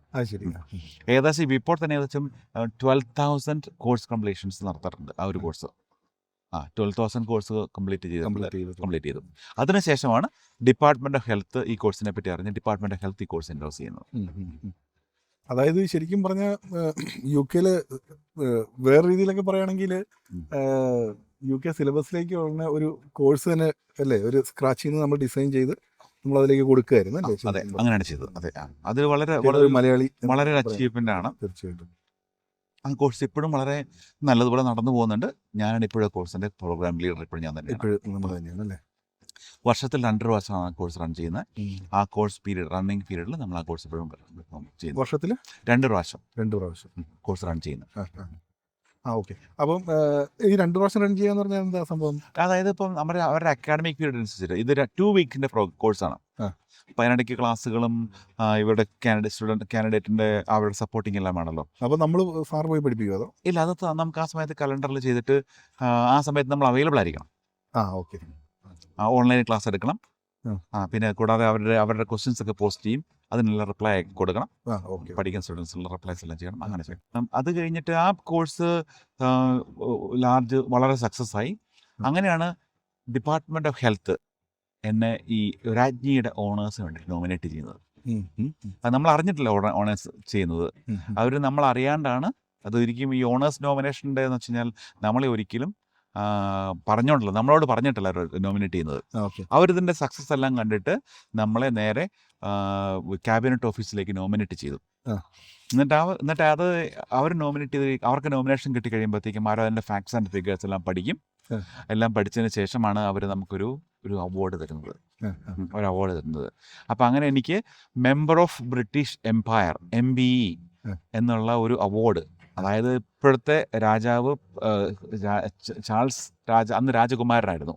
2019 ഡിസംബർ 6 ബക്കിംഗ്ഹാം പാലസിൽ വെച്ച് നടന്ന ഒരു സെറമണിയിൽ വെച്ച് എനിക്ക് അവാർഡ് രാജാവിൻ്റെ കയ്യിൽ നിന്ന് വാങ്ങിക്കാൻ പറ്റി. ആദ്യമായിട്ട് ഒരു മലയാളി ലഭിച്ചതാണ്. അതിനുശേഷം ഒരു മലയാളിക്ക് കിട്ടിയിട്ടുണ്ടോ എന്ന് എനിക്കറിയില്ല. ആദ്യമായിട്ടൊരു മലയാളിയാണ് മെമ്പർ ഓഫ് ബ്രിട്ടീഷ് എംപയർ എന്നുള്ളത്. MBE. അത് നമ്മുടെ പേരിന്റെ കൂടെ MBE നമുക്ക് ചേർക്കാൻ പറ്റും. നമ്മുടെ സാർ എന്നൊക്കെ പറയുന്നത് സാർ എന്ന് പറയുന്നത് നൈറ്റ്ഹുഡ് ആണ്. നമുക്കിത് MBE. അപ്പൊ അങ്ങനെ അത് അപ്പോൾ അവർക്ക് എന്താ ബാക്ക്ഗ്രൗണ്ട് ചെക്കും കാര്യങ്ങളെല്ലാം ഉണ്ടാവും അല്ലേ? ബാക്ക്ഗ്രൗണ്ട് ചെക്ക് ഉണ്ടാവും, നമ്മുടെ ക്രിമിനൽ ചെക്ക് ഉണ്ടാവും. നമ്മൾ ഈ കൊടുത്തിരിക്കുന്ന നമ്മുടെ ആക്ടിവിറ്റീസിനെ പറ്റി വെരിഫൈ ചെയ്യും. അവർ റെഫറൻസസ് എടുക്കും. അത് ഗവൺമെന്റിന്റെ ഒരു പ്രോപ്പർ വെറ്റിംഗ് പ്രോസസ്സാണ്. നമ്മളെല്ലാം ക്ലിയർ ആണെങ്കിൽ മാത്രമാണ് തരത്തുള്ളൂ. അപ്പം ഈ അതെങ്ങനെയാ, അത് ഷോക്കിംഗ് ആയിരുന്നു. അത് എങ്ങനെയാ അറിയുന്നത്? അതൊരു സുപ്രഭാതത്തിൽ നമുക്കൊരു ലെറ്റർ വന്നിരിക്കുകയാണ്. ക്യാബിനറ്റ് ഓഫീസിൽ നിന്ന് ലെറ്റർ വന്നു. അതായത് സൈൻ ചെയ്തിരിക്കുന്നത് പ്രൈം മിനിസ്റ്ററുടെ ലെറ്ററാണ് വരുന്നത്. ശരി. Prime minister in confidence asking you whether you happy to accept this honour from her majesty എന്നാണ് ചോദിച്ചിരിക്കുന്നത്. അതായത് പ്രൈം മിനിസ്റ്റർ നമ്മുടെ അടുത്ത് ചോദിക്കുകയാണ്, നിനക്ക് ഇങ്ങനെ തരാൻ വേണ്ടി ഞങ്ങൾ ആഗ്രഹിക്കുന്നു, നിങ്ങൾക്കത് സ്വീകരിക്കാൻ വില്ലിങ് ആണെങ്കിൽ ഞങ്ങൾ എത്രയും പെട്ടെന്ന് അറിയിക്കുക എന്ന് പറഞ്ഞുകൊണ്ട് ക്യാബിനറ്റ് ഓഫീസിൽ അറിയിക്കാൻ പറഞ്ഞുകൊണ്ട്. അപ്പോൾ ഇത് ഡിക്ലൈൻ ചെയ്യുന്ന ആൾക്കാരുണ്ടോ എന്ന് എനിക്കറിയില്ല. അതുകൊണ്ടായിരിക്കും അങ്ങനെ ഒരു പ്രോസസ്സ്. അല്ല, ചിലപ്പോൾ അതൊരു ഫോർമാറ്റ് ആയിരിക്കും. അപ്പം അങ്ങനെ ഞാൻ എന്നിട്ട് നമ്മളോട് പറയും ഇത് സീക്രട്ടായിട്ട് വെക്കണം, നിങ്ങൾക്ക് പുറത്ത് പറയാൻ പെർമിഷൻ ഇല്ല. അപ്പം നമ്മൾ സീക്രട്ടായിട്ട് വെച്ച് നമ്മൾ ലെറ്റർ അയച്ചു. പിന്നെ നമ്മൾ അടുത്ത പ്രോസസ്സിനോട് വെയിറ്റ് ചെയ്യണം. അപ്പം അത് കഴിഞ്ഞിട്ട് വർഷത്തിൽ 2 പ്രാവശ്യമാണ് ഈ രാജ്ഞിയുടെ ഓണേഴ്സ് എന്ന് കൊടുക്കുന്നത്. ജൂൺ മാസത്തിലും ഡിസംബർ മാസത്തിലും 2 മാസം 2 പ്രാവശ്യം. അപ്പം അത് കഴിഞ്ഞ് ഗസറ്റിൽ വരികയാണ്. അപ്പം ഗസറ്റിൽ പേര് പബ്ലിഷ് ചെയ്ത് വരുമ്പോഴത്തേക്കാണ് നമ്മൾ അറിയുന്നത്. നമ്മുടെ ഗസറ്റിൽ നമുക്ക് ഇന്ന് ഷിബു ചാക്കോയ്ക്ക് MBE കൊടുത്തിരിക്കുന്നു എന്ന് പറഞ്ഞുകൊണ്ട് ഗസറ്റിൽ വരും. ഒഫീഷ്യൽ ഗസറ്റ് പബ്ലിക്കേഷൻ വരും. അത് വന്നിട്ട് ശേഷം നമുക്ക് പറയാൻ പെർമിഷൻ ഉള്ളൂ. അതിൻ്റെ തലേദിവസം തന്നെ നമുക്ക് ന്യൂസ് പേപ്പറിൽ നിന്നൊക്കെ കോൾ വരും. എനിക്കിവിടെയാണെങ്കിൽ നമ്മുടെ ലോക്കൽ കെൻഡ് മെസ്സഞ്ചറിൽ നിന്നാണ് ആദ്യത്തെ കോൾ വരുന്നത്. എൻ്റെ ബിസിനസ് സെൻറ്ററിൽ നിന്ന് വന്നു. പിന്നെ BBC ലോക്കൽ റേഡിയോ എന്ന് വന്നു. BBC ലോക്കൽ റേഡിയോയിലൊക്കെ ഒരു ഇൻ്റർവ്യൂ കൊടുത്തായിരുന്നു ഞാൻ. ആണല്ലേ? അന്ന് കൊടുത്തായിരുന്നു. 6-7 വർഷമായി. അപ്പം അങ്ങനെ വന്നു. അപ്പം അങ്ങനെ നമുക്ക് നോർമലി നമുക്കറിയാം. 2019 അല്ല, അത് കഴിഞ്ഞിട്ട് ഞാനത് ആ റോളിൽ നിന്ന് ഏകദേശം പിന്നെ 2020 ആയിരിക്കും ആ റോളിൽ നിന്ന് പതുക്കെ മാറി. പിന്നെ അത് കഴിഞ്ഞിട്ടാണ് തിരിച്ച് ഞാൻ മെഡ്വേയിലേക്ക് വന്നത്. മെഡ്വേ ഹോസ്പിറ്റലിലേക്ക് തിരിച്ചു വന്നു. ഇവിടെ വന്നിട്ട് ഒരു അഡ്വാൻസ് ക്ലിനിക്കൽ പ്രാക്ടീഷണർ എന്നുള്ള റോളിലേക്ക് ബാൻഡ് 8A റോളിലേക്ക് വന്നു. അപ്പോൾ ഈ കോഴ്സ് ഇതിൻ്റെ ഇടയ്ക്ക് ഞാനൊരു വേറൊരു കോഴ്സ് പഠിച്ച, ഇതിനിടയ്ക്ക് PhD ചെയ്യുന്നുണ്ടായിരുന്നു. കൂടാതെ ഞാൻ ഇതിൻ്റെ ഒരു പ്രിസ്ക്രൈബിങ് കോഴ്സും ചെയ്യുന്നുണ്ടായിരുന്നു. അത് നോൺ മെഡിക്കൽ പ്രിസ്ക്രൈബർ, അതായത് നമുക്ക് എന്ത് മെഡിക്കേഷനും പ്രിസ്ക്രൈബ് ചെയ്യാം. അതായത് ബാൻഡ് 7 ഒരു ബാൻഡ് 8A റോളിലേക്ക് കയറണമെങ്കിൽ ഇങ്ങനൊരു അഡീഷണൽ ക്വാളിഫിക്കേഷൻ ആവശ്യമാണെന്ന് എനിക്ക് തോന്നി. പിന്നെ ക്ലിനിക്കൽ റോളിലേക്ക് പോകാം എന്നുള്ളൊരു രീതിയിൽ ഒരു പ്രാക്ടീഷണർ റോളിലേക്ക് പോകാം എന്നാണ് ഉദ്ദേശിച്ചത്. അപ്പോൾ അങ്ങനെ വന്നപ്പോഴേക്കും ഇതൊരു നല്ലൊരു ഓപ്പർച്യൂണിറ്റിയായി. MSc ഉണ്ട്, കൂടാതെ ഈ MSc അഡ്വാൻസ് പ്രാക്ടീസ് എന്നുള്ള സർട്ടിഫിക്കേഷൻസ് ഉണ്ട്, പ്രിസ്ക്രൈബിംഗ് ഉണ്ട്, പിന്നെ ടീച്ചിങ് ക്വാളിഫിക്കേഷൻസും ഉണ്ട്. അപ്പോൾ ഒരു നല്ലൊരു ഐഡിയൽ പാത്ത് നമുക്ക് തരുവാണ്. കൂടാതെ PhD നമ്മൾ ചെയ്തുകൊണ്ടിരിക്കുകയാണ്. അപ്പോൾ അങ്ങനെ വന്നപ്പോഴത്തേക്കാണ് ഞാനിങ്ങനെ വന്നപ്പോഴത്തേക്ക് ഇവിടെ നമ്മുടെ ലോക്കൽ ഏരിയയിൽ തന്നെ ഒരു advance clinical practitioner band 8A role വന്നു. ആ റോളിൽ ഞാൻ ഇവിടെ ഒന്ന് ജോയിൻ ചെയ്തു. അപ്പോൾ ഈ പ്രിസ്ക്രൈബിംഗ് ക്വാളിഫിക്കേഷൻസ് കഴിഞ്ഞ് കഴിഞ്ഞപ്പോഴത്തേക്കും നമുക്ക് എന്ത് മെഡിസിൻ പ്രിസ്ക്രൈബ് ചെയ്യാം, നമ്മുടെ within my scope of practice എന്ന് ചെയ്യാം. അങ്ങനെയാണ് ഞാൻ പതുക്കെ ഒരു എസ്തെറ്റിക്സ് ഫീൽഡിലേക്ക്. എസ്തെറ്റിക് ഫീൽഡ് എന്ന് വെച്ചാൽ ഇവിടെ UK ഒരു one of the largest business ഫീൽഡാണ്. 35 ബില്യൺ, അപ്രോക്സിമേറ്റ്ലി 35 ബില്യൺ ആണ് UK എസ്തെറ്റിക് മാർക്കറ്റ്. അത്ര വലിയൊരു ബിസിനസ്സാണ്, സെക്ടറാണ്. അപ്പോൾ അങ്ങനെ ഒരു സെക്ടറിലേക്കാണ് ഞാൻ കടന്നു ചെന്നത്. അപ്പോൾ ഞാനിങ്ങനെ ഒരു എസ്തെറ്റിക്സിൻ്റെ കോഴ്സ് പോയി ചെയ്തു. ഒരു 2-3 ഡേയ്സ് ഉള്ള കോഴ്സാണ് ചെയ്തത്. അതിൻ്റെ ബേസിക് സർട്ടിഫിക്കേഷൻ കിട്ടി. അത് കഴിഞ്ഞിട്ട് ഞാൻ എനിക്ക് അറിയാവുന്ന കുറേ സീനിയർ ഡോക്ടേഴ്സ് എസ്തെറ്റിക്സും പ്രാക്ടീസ് ചെയ്യുന്നുണ്ട്.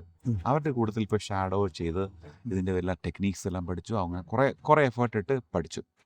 അതിനുശേഷമാണ് ഞങ്ങളൊരു എസ്തെറ്റിക് ക്ലിനിക് സ്റ്റാർട്ട് ചെയ്തത്. എങ്ങനെയാണ് ഈ എസ്തെറ്റിക്കിൻ്റെ ഒരു ഇൻഡസ്ട്രിയുടെ ഒരു ഡെപ്തും അല്ലെങ്കിൽ അതിലേക്ക് മൂവ് ചെയ്യാം എന്ന് തോന്നാനുണ്ടായ കാരണം എന്താ? അതൊരു സഡൻ ഒരു കോൺവെർസേഷനാണ്. അതായത് ഞാനിവിടെ അഡ്വാൻസ് ക്ലിനിക്കൽ പ്രാക്ടീഷണറായിട്ട് വർക്ക് ചെയ്തുകൊണ്ടിരുന്ന സമയത്ത് ഞാനൊരു കൊളീഗിനെ പരിചയപ്പെടാനിടയായി. അപ്പോൾ കൊളീഗിനെ പരിചയപ്പെടാനിടയായപ്പോഴത്തേക്ക് അവർ പറഞ്ഞു, ഓക്കെ, നമ്മളെല്ലാവരും ഇപ്പോൾ NHS ഏകദേശം 10-20 വർഷമായിട്ട് വർക്ക് ചെയ്യുന്നു. നമുക്കൊരു നല്ലൊരു ഡിസ്പോസിബിൾ ഇൻകം ഉണ്ടാക്കാൻ നമുക്ക് സാധിക്കുന്നില്ല. അപ്പോൾ പുള്ളിക്കാരത്തി എൻ്റെ അടുത്ത് പറഞ്ഞു, ഞാനിത് ചെയ്യുന്നുണ്ട് എൻ്റെ റോളിൻ്റെ കൂട്ടത്തിൽ, നിനക്കും ചെയ്തുകൂടാ, ഞാൻ അതിനെ ഹെൽപ്പ് ചെയ്യാം എന്ന് എൻ്റെ അടുത്ത് പറഞ്ഞു. അങ്ങനെ ആ ഒരു സ്പാർക്കിൻ്റെ പുറത്താണ് ഞാനിതിനെപ്പറ്റി എക്സ്പ്ലോർ ചെയ്യാൻ പോയത്. ഞാൻ അതിനു മുമ്പ് അതിനെപ്പറ്റി ചിന്തിച്ചിട്ട് പോലുമില്ല. പിന്നെ ആ സ്പാർക്ക് കിട്ടിയപ്പോൾ ഞാനിതിനെപ്പറ്റി കുറേ റിസർച്ച് ചെയ്തു. അപ്പോൾ നമുക്ക് നല്ല ഓപ്പർച്യൂണിറ്റീസ് ഉണ്ട്. ഈ എസ്തെറ്റിക്സ് അന്ന് മനസ്സിലായി ചെയ്യുന്ന ഒത്തിരി ആൾക്കാർ, ഈ ബ്യൂട്ടീഷ്യൻസ് അല്ലെങ്കിൽ പ്രത്യേകിച്ച് ക്വാളിഫിക്കേഷൻ ഇല്ലാത്ത ഒത്തിരി ആൾക്കാർ എസ്തെറ്റിക്സ് പ്രാക്ടീസ് ചെയ്യുന്നുണ്ട്. അപ്പോൾ നമുക്ക് ഇത്ര നല്ല ക്വാളിഫിക്കേഷൻ ഉള്ള ഒരാൾ ചെയ്യുമ്പോൾ ഈ സെക്ടറിലേക്ക് വന്നാൽ അതിനൊരു ക്രെഡിബിലിറ്റി വരും, ആൾക്കാർക്ക് ട്രസ്റ്റ് വരുമല്ലോ. അപ്പോൾ അതായത് ഒരു ബ്യൂട്ടീഷ്യൻ ഇതുപോലത്തെ പ്രോസസ്സ് ചെയ്യുന്നതും നമ്മളൊരു എക്സ്പീരിയൻസ് ആയിട്ടുള്ള 10-20 വർഷം എക്സ്പീരിയൻസ് ഉള്ള ക്വാളിഫൈഡ് ആയിട്ടുള്ള ആര് ചെയ്യുമ്പോഴത്തേക്കും ആൾക്കാർക്ക് ട്രസ്റ്റ് ഫാക്ടർ വരും. At the end of the day അവരുടെ മുഖത്താണ് ഇത് ചെയ്യുന്നത്. അപ്പോൾ അങ്ങനെയാണ് ഞാൻ ഇതിനെപ്പറ്റി ചിന്തിച്ചത്. അപ്പോൾ നമുക്കിപ്പം ഇതിന് നല്ലൊരു ഓപ്പർച്യൂണിറ്റീസ് ഉണ്ട്. അപ്പോൾ അങ്ങനെ ക്ലിനിക്ക് സ്റ്റാർട്ട് ചെയ്തു. വെബ്സൈറ്റ് ഉണ്ടാക്കി. ആദ്യം എനിക്ക് കുറച്ച് ക്ലയൻസിനെ കിട്ടി. ക്ലയൻസ് അവർക്കൊക്കെ ഞാൻ വളരെ ഒരു നല്ല രീതിയിൽ ശരിക്കും എഫേർട്ട് എടുത്തിട്ട് ഏറ്റവും ബെസ്റ്റ് പ്രൈസിൽ ചെയ്തു. അങ്ങനെ വേർഡ് ഓഫ് മൗത്ത് ശരിക്കും അങ്ങ് സ്പ്രെഡ് ചെയ്തു. ഇപ്പം ഏകദേശം 6 വർഷത്തോളമായി ക്ലിനിക്ക് സ്റ്റാർട്ട് ചെയ്തിട്ട് നന്നായിട്ട് ഇപ്പോഴും ക്ലിനിക്ക് പോകുന്നു. ഞാനിപ്പോൾ എൻ്റെ അവൈലബിലിറ്റി കുറയ്ക്കുന്നതുകൊണ്ടാണ് അത് കുറച്ച് ബിസിനസ് കുറഞ്ഞിരിക്കുന്നത്. വേറെ കാര്യങ്ങളും സൈഡിൽ നടക്കുന്നുണ്ട്. അല്ലെങ്കിൽ നമ്മുടെ ഉള്ള റെഗുലർ ക്ലയൻസ് എന്തായാലും അവർ 2 to 3 months തിരിച്ചു വന്നുകൊണ്ടിരിക്കുകയാണ്. റിപ്പീറ്റ് ക്ലയൻസ് ആയിട്ട് ഏകദേശം ഒരു 400ഓളം ക്ലയൻസ് അങ്ങനെ നമുക്കൊരു റെഗുലർ ക്ലയൻസ് ഉണ്ട്. ആ ക്ലയൻസ് എന്തായാലും വേറെ അടുത്ത് പോകത്തില്ല. അവരെൻ്റെ അടുത്ത് പറഞ്ഞിട്ടുണ്ട്, നീ ഒരിക്കലും എസ്തെറ്റിക്സ് നിർത്തരുത്, നമുക്ക് വേറെ അടുത്ത് പോകാൻ താല്പര്യമില്ല, നമ്മൾ നിൻ്റെ അടുത്ത് മാത്രമേ വരത്തുള്ളൂ. അപ്പോൾ അങ്ങനെ ഒരു പ്യൂർ അത് 99.9% വൈറ്റ്സ് ആണ്. നമുക്ക് വളരെ വിരലിലെണ്ണാവുന്ന ഏഷ്യൻസ് മാത്രമേ ഉള്ളൂ നമ്മുടെ ക്ലയൻസ് ആയിട്ട് പോകും. പ്യൂർ വൈറ്റ്സ് ഡോമിനൻ്റ് മാർക്കറ്റാണത്. അപ്പോൾ അങ്ങനെ വളരെ നന്നായിട്ട് പോകുന്നു. റിവൈവ് മെഡിക്സ് എന്നാണ് ബിസിനസ്സിൻ്റെ പേര്. revivemedics.com website. ക്ലിനിക്ക് നന്നായിട്ട് പോകുന്നുണ്ട്. ഇപ്പം മൾട്ടിപ്പിൾ ഞാൻ പല ഏരിയയിൽ ചെയ്യുന്നുണ്ട്. ബോട്ടോക്സ് ചെയ്യുന്നുണ്ട്, കൂടാതെ ഡെർമൽ ഫില്ലേഴ്സ് എന്നുള്ള അഡ്വാൻസ്ഡ് ആയിട്ടുള്ള ഡെർമൽ ഫില്ലേഴ്സ് ട്രീറ്റ്മെൻറ്റ്സ് ചെയ്യുന്നുണ്ട്. ഇൻട്രവീനസ് ഡ്രിപ്സ്, മൾട്ടിവിറ്റമിൻ ഡ്രിപ്സ്, അങ്ങനെയുള്ള ട്രീറ്റ്മെൻറ്റ്സ് എല്ലാം ഓഫർ ചെയ്യുന്നുണ്ട്. ഓക്കെ. അപ്പോൾ ഇതിലേക്ക് വരുമ്പോൾ എന്തെങ്കിലും ചലഞ്ചസോ അങ്ങനെ എന്തെങ്കിലും പ്രശ്നങ്ങളോ എന്തെങ്കിലും ഉണ്ടായിരുന്നോ? ചലഞ്ചസ് നമുക്ക് ഇൻഷുറൻസ് ഉണ്ടായിരിക്കണം. ഒരു 10 million പൗണ്ടിൻ്റെ എങ്കിലും ഇൻഷുറൻസ് ഉണ്ടായിരിക്കണം. പിന്നെ നല്ല സ്കില്ലുള്ള കോൺഫിഡൻ്റ് ആയിട്ടുള്ള കാര്യം മാത്രമേ ചെയ്യാവുള്ളൂ. ഏറ്റവും ബെസ്റ്റ് പ്രൊഡക്ട്സ് യൂസ് ചെയ്യാവുള്ളൂ. ഒരിക്കലും ക്വാളിറ്റി കോംപ്രമൈസ് ചെയ്യരുത്. പിന്നെ കഴിയുന്നത്ര സാധനങ്ങൾ പ്രിസ്ക്രൈബ് ചെയ്ത് വാങ്ങിക്കുക. അപ്പോൾ പ്രിസ്ക്രൈബ് ചെയ്ത് വാങ്ങിക്കുമ്പോൾ നമുക്ക് അതിൻ്റെ ക്വാളിറ്റി ചെയ്യാം. സാധാരണ ഒരു ഫാർമസിയിൽ നിന്ന് വാങ്ങിക്കുന്നതിനേക്കാളും നല്ലത് നിങ്ങൾ യൂസ് ചെയ്യാൻ പോകുന്ന പേഷ്യൻറ്റിൻ്റെ പേരിൽ പ്രിസ്ക്രൈബ് ചെയ്ത് വാങ്ങിക്കുമ്പോഴേക്കും നമുക്ക് ആ ക്വാളിറ്റി എൻഷുർ ചെയ്യാൻ പറ്റും. ഒരു പ്രിസ്ക്രിപ്ഷൻ മെഡിസിൻ എന്നുള്ള ക്വാളിറ്റി എൻഷുർ ചെയ്യാൻ പറ്റും. ഓക്കെ. അപ്പോൾ അതുകൊണ്ട് അങ്ങനെ കുറേ കാര്യങ്ങൾ കെയർഫുൾ ആകുക. പിന്നെ എപ്പോഴും നിങ്ങളുടെ സേഫായിട്ട് പ്രാക്ടീസ് ചെയ്യുക. ഒരിക്കലും പേഷ്യൻ്റ് പറയുന്നത് പോലെ ചെയ്യാൻ പോകരുത്. പേഷ്യൻ്റ് അത് പറഞ്ഞു എന്ന് പറഞ്ഞാൽ നമ്മൾ ചെയ്യാൻ പോകരുത്. നിനക്ക് കോൺഫിഡൻ്റ് ആണോ ഇത് ചെയ്ത് കഴിഞ്ഞാൽ ആ പേഷ്യൻ്റ് സ്യൂട്ടബിൾ ആണ്? ചിലപ്പോൾ നമുക്ക് പറഞ്ഞു കൊടുത്താൽ അവർക്ക് മനസ്സിലാവും. ചിലപ്പോൾ പേഷ്യൻ്റ് പറഞ്ഞാൽ എനിക്ക് അവിടെ വേണം ഇവിടെ വേണം എന്ന് പറഞ്ഞിട്ട് വരും. നമ്മൾ ഒരിക്കലും അത് ഫോളോ ചെയ്യരുത്.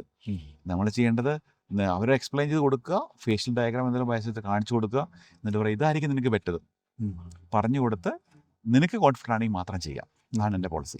നിങ്ങൾക്ക് പറ്റത്തില്ലെങ്കിൽ പറ്റത്തില്ല എന്ന് തന്നെ പറയാം. ചെയ്യാൻ പറ്റത്തില്ല എന്ന് തന്നെ പറയാം. നോ പറയാൻ മടിക്കരുത്. നമ്മൾ അങ്ങനെ നോ പറയാണ്ട് ചെയ്തിട്ട് കോംപ്ലിക്കേഷൻ വന്നിട്ട് പ്രശ്നമായി കഴിഞ്ഞാൽ നമുക്ക് പിന്നെ സോർട്ട് ചെയ്യാൻ പോകണ്ടേ. അങ്ങനെ ചലഞ്ചസ് എന്തെങ്കിലും വന്നിട്ടുണ്ട്? ചലഞ്ചസ് വേറെ അടുത്ത ചലഞ്ച് ഇവർ പല സ്ഥലങ്ങളിലേക്ക് ചില പേഷ്യൻസ് പല സ്ഥലങ്ങളിലേക്ക് പോകും, എന്തെങ്കിലും കോംപ്ലിക്കേഷൻസ് ഒക്കെ വരുത്തും. ആ കോംപ്ലിക്കേഷൻസ് വന്നിട്ട് അത് കറക്റ്റ് ചെയ്യാൻ വേണ്ടി നമ്മുടെ അടുത്ത് വരും. ഒരിക്കലും ചെയ്യരുത്. അതാണ് നമ്മുടെ ഏറ്റവും വലിയ ചലഞ്ചസ്. അപ്പോൾ അതായത് ഫൈൻഡ് ഔട്ട് വെച്ചാൽ അവരിപ്പം എന്തെങ്കിലും ചെയ്തു, എന്തെങ്കിലും അവർക്ക് ഇഷ്ടപ്പെടാണ്ട് വന്നിട്ട് അത് കറക്റ്റ് ചെയ്യാൻ വരും. വേറൊരാളുടെ കറക്റ്റ് വർക്ക് നമ്മൾ ചെയ്യരുത്. അതായത് ലാസ്റ്റ് നീഡിൽ വെക്കുന്നതാണ് എൻ്റെ ഉത്തരവാദിത്തം. ലാസ്റ്റ് നീഡിൽ കുത്തുന്നതാണ് എൻ്റെ ഉത്തരവാദിത്തം. അതായത് വേറെ അതിന് മുമ്പ് 10 ഇടത്ത് പോയെങ്കിലും ലാസ്റ്റ് നീഡിൽ കുത്തിയത് നീയാണോ എനിക്കാണ് എൻ്റെ ഉത്തരവാദിത്തം. അപ്പോൾ അതുകൊണ്ട് ഒരിക്കലും ചെയ്യരുത്. വേറെ ആളുടെ കറക്റ്റീവ് വർക്ക് ചെയ്യരുത്. ഫ്രഷ് ആയിട്ടുള്ള വർക്ക് മാത്രമേ ചെയ്യാവുള്ളൂ. അതൊക്കെ ഞാനിപ്പോൾ പല ട്രെയിനിങ്ങുകൾക്കും പല ഫോറത്തുകളിൽ നിന്ന് ഫീഡ്ബാക്കൊക്കെ കിട്ടി നമ്മൾ പഠിച്ചതാണ്. അപ്പോൾ അത് തന്നെയാണ് എനിക്ക് അടുത്ത് ചോദിക്കാനുള്ളത്. അതായത് 2 കാര്യങ്ങൾ എനിക്ക് അറിഞ്ഞാൽ കൊള്ളാം കേട്ടോ. ഒന്ന് പറഞ്ഞു കഴിഞ്ഞാൽ എങ്ങനെ നമ്മൾ ഈ വർക്കിംഗ് അവേഴ്സും ഇതും തമ്മിൽ മാനേജ് ചെയ്തിരുന്നു. കാരണം എന്ന് പറഞ്ഞാൽ നമ്മളിപ്പം നേരത്തെ എന്ന് പറയുമ്പോൾ എനിക്കൊന്ന് മൺഡേ ടു ഫ്രൈഡേ ആയിരിക്കുമല്ലോ ജോബ്, 3-4 ദിവസമാണ്. അപ്പോൾ അത് കഴിഞ്ഞിട്ടുള്ള സാറ്റർഡേ സൺഡേ അല്ലെങ്കിൽ 2-3 ഡേയ്സാണ് ഇന്ന വീക്ക് നമുക്ക് കിട്ടുക. അപ്പോൾ അത് എങ്ങനെ ഇതിലേക്ക് നമുക്ക് മൂവ് ചെയ്തു, അതൊന്നറിയണം. പിന്നെ രണ്ടാമത് എനിക്ക് അറിയേണ്ട കാര്യം എന്ന് പറഞ്ഞു കഴിഞ്ഞാൽ ഈ ഇതിൻ്റെ ഡോക്യുമെൻറ്റേഷൻ പാർട്ട്, പിന്നെ ഇതിനകത്ത് ഇങ്ങനെയുള്ള റിസ്ക്കുകളെ കുറിച്ച് എങ്ങനെ പഠിച്ചു. ഇപ്പോൾ എന്തെങ്കിലും മെൻറ്റർഷിപ്പോ അല്ലെങ്കിൽ നമുക്ക് ഇത് ആരെങ്കിലും സജസ്റ്റ് ചെയ്യാനോ ഹെൽപ്പ് ചെയ്യാനോ ഒക്കെ ഉണ്ടായിരുന്നോ? എങ്ങനെയായിരുന്നു ഇതിനകത്ത് വരാൻ സാധ്യതയുള്ള റിസ്ക്കുകളെ കുറിച്ച് നമ്മൾ എങ്ങനെ സ്റ്റഡി ചെയ്തു? ഇതിൻ്റെ മെയിനായിട്ട് ഞാൻ അലഗാൻ എന്ന് പറയുന്ന ഒരു കമ്പനിയാണ് ഇതിൻ്റെ മെയിൻ പ്രൊഡ്യൂസർ. ബോട്ടോക്സിൻ്റെ പ്രൊഡ്യൂസർ അലഗാൻ. അതൊരു അമേരിക്കൻ കമ്പനിയാണ്. മൾട്ടി-ബില്യൺ ട്രില്യൺ അസറ്റുള്ള കമ്പനിയാണ് അലഗാൻ മെഡിക്കൽ എന്നുള്ളത്. അവർക്കൊരു അലഗാൻ മെഡിക്കൽ ഇൻസ്റ്റിറ്റ്യൂട്ട് എന്നൊരു ഗ്രൂപ്പുണ്ട്, ഒരു ട്രെയിനിങ് പ്ലാറ്റ്ഫോം ഉണ്ട്, അലഗാൻ മെഡിക്കൽ ഇൻസ്റ്റിറ്റ്യൂട്ട്. ഞാനതിൽ മെമ്പറാണ്. അവർ ഒരു വർഷത്തിലൊരു 4 പ്രാവശ്യമെങ്കിലും കോൺഫറൻസസ് മീറ്റിംഗ്സ് മിക്കവാറും ലണ്ടനിൽ വെച്ചുണ്ടാവും. എല്ലാ കോൺഫറൻസ് മീറ്റിംഗ് നമുക്ക് ഇൻവിറ്റേഷൻ കിട്ടും. അപ്പോൾ അതിനെല്ലാം പോയി അറ്റൻഡ് ചെയ്യുന്നു. പിന്നെ ചിലപ്പോൾ നമുക്ക് അവർ ഷാഡോ ഡേയ്സ് ചെയ്യും. അതായത് ഷാഡോ ഡേയ്സ് ചെയ്യുമ്പോൾ ഷാഡോ ഡേയ്സിൽ നമ്മൾ പോയി അറ്റൻഡ് ചെയ്യും. അപ്പോൾ റിയൽ പേഷ്യൻസിൽ അവർ ചെയ്ത് കാണിച്ചു തരും. നമുക്ക് റിയൽ പേഷ്യൻസിൽ ചെയ്ത് കാണിച്ചു തരും, ടെക്നീക്സ് പഠിക്കും കാണിച്ചു തരും. അപ്പോൾ അവർ ഭയങ്കര സപ്പോർട്ടീവാണ്. അപ്പോൾ എന്തെങ്കിലും കോംപ്ലിക്കേഷൻസ് വന്നാൽ നമ്മൾ വിളിച്ചു കഴിഞ്ഞാൽ അവർക്ക് 24/7 സപ്പോർട്ട് സിസ്റ്റം ഉണ്ട്. അപ്പം അലഗാൻ മെഡിക്കൽ ഇൻസ്റ്റിറ്റ്യൂട്ട് അതുകൊണ്ടാണ് അങ്ങനത്തെ പ്രൊഡക്റ്റിൻ്റെ ഗുണം. നമ്മളിപ്പോൾ വേറൊരു പ്രൊഡക്റ്റ് പോയി കഴിഞ്ഞാൽ ഇതുപോലെ സപ്പോർട്ട് കിട്ടത്തില്ല.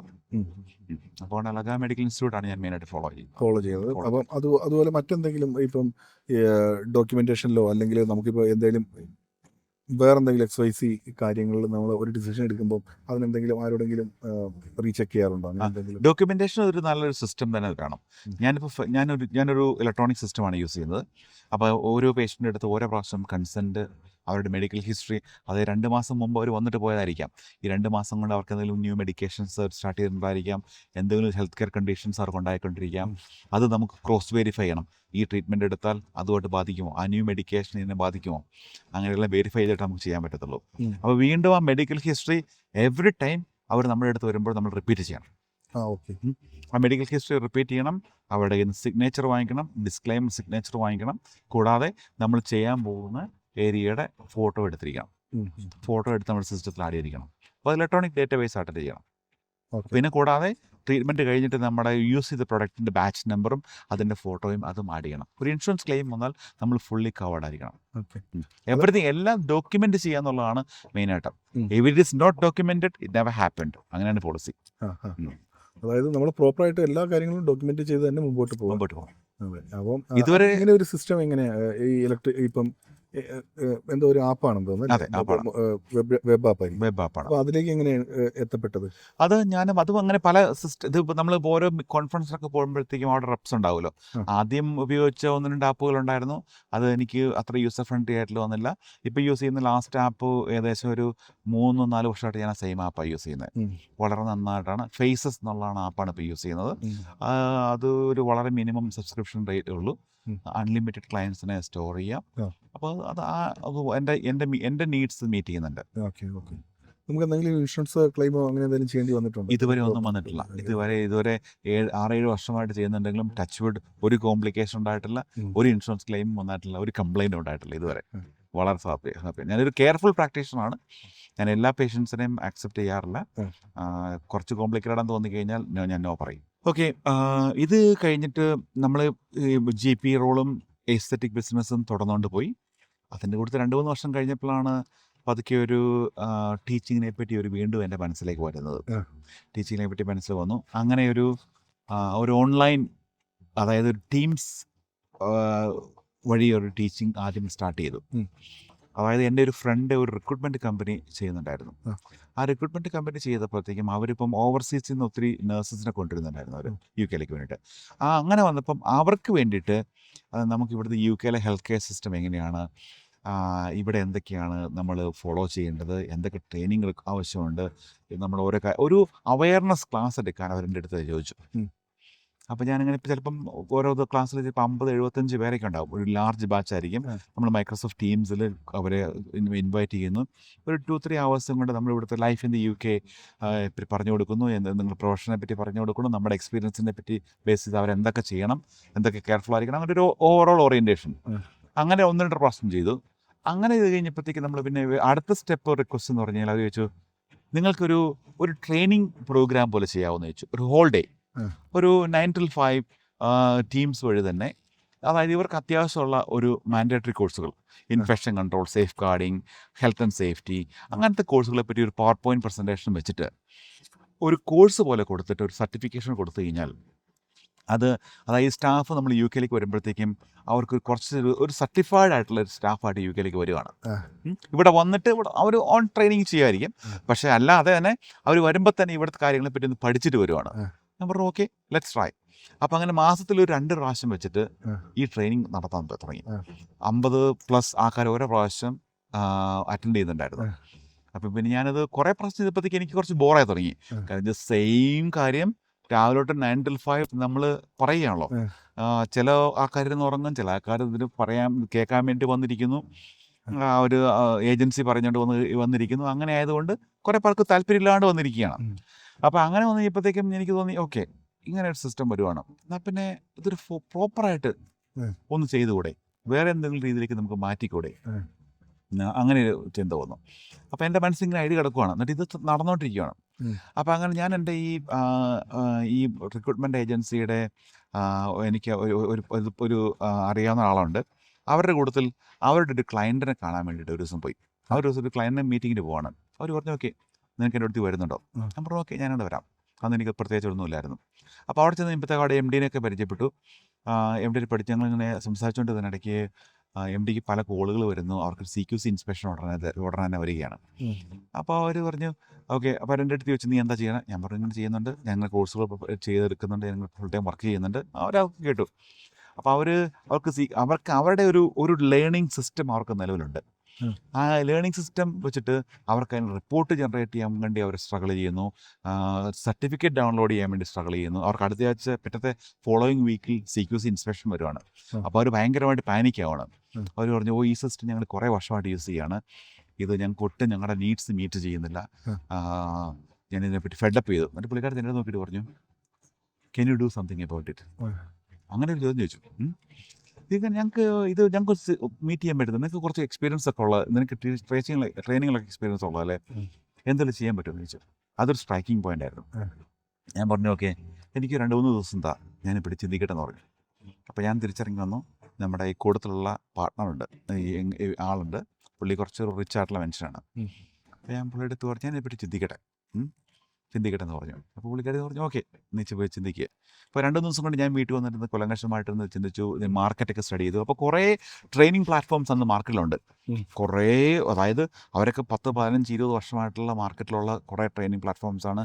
അവർക്ക് കുറേ കോഴ്സുകളുണ്ട്. എല്ലാം ഞാനൊക്കെ കയറി ശ്രമിച്ചു നോക്കിയപ്പം ഒന്നും എനിക്കൊരു പെർഫെക്റ്റ് ആയിട്ട് എനിക്ക് തോന്നിയില്ല. ഒരു പ്ലാറ്റ്ഫോമിലുള്ള ഫീച്ചേഴ്സ് അടുത്ത പ്ലാറ്റ്ഫോമിലില്ല. ഒന്നും ഒരു പെർഫെക്റ്റ് ആയിട്ട് എനിക്ക് തോന്നിയില്ല.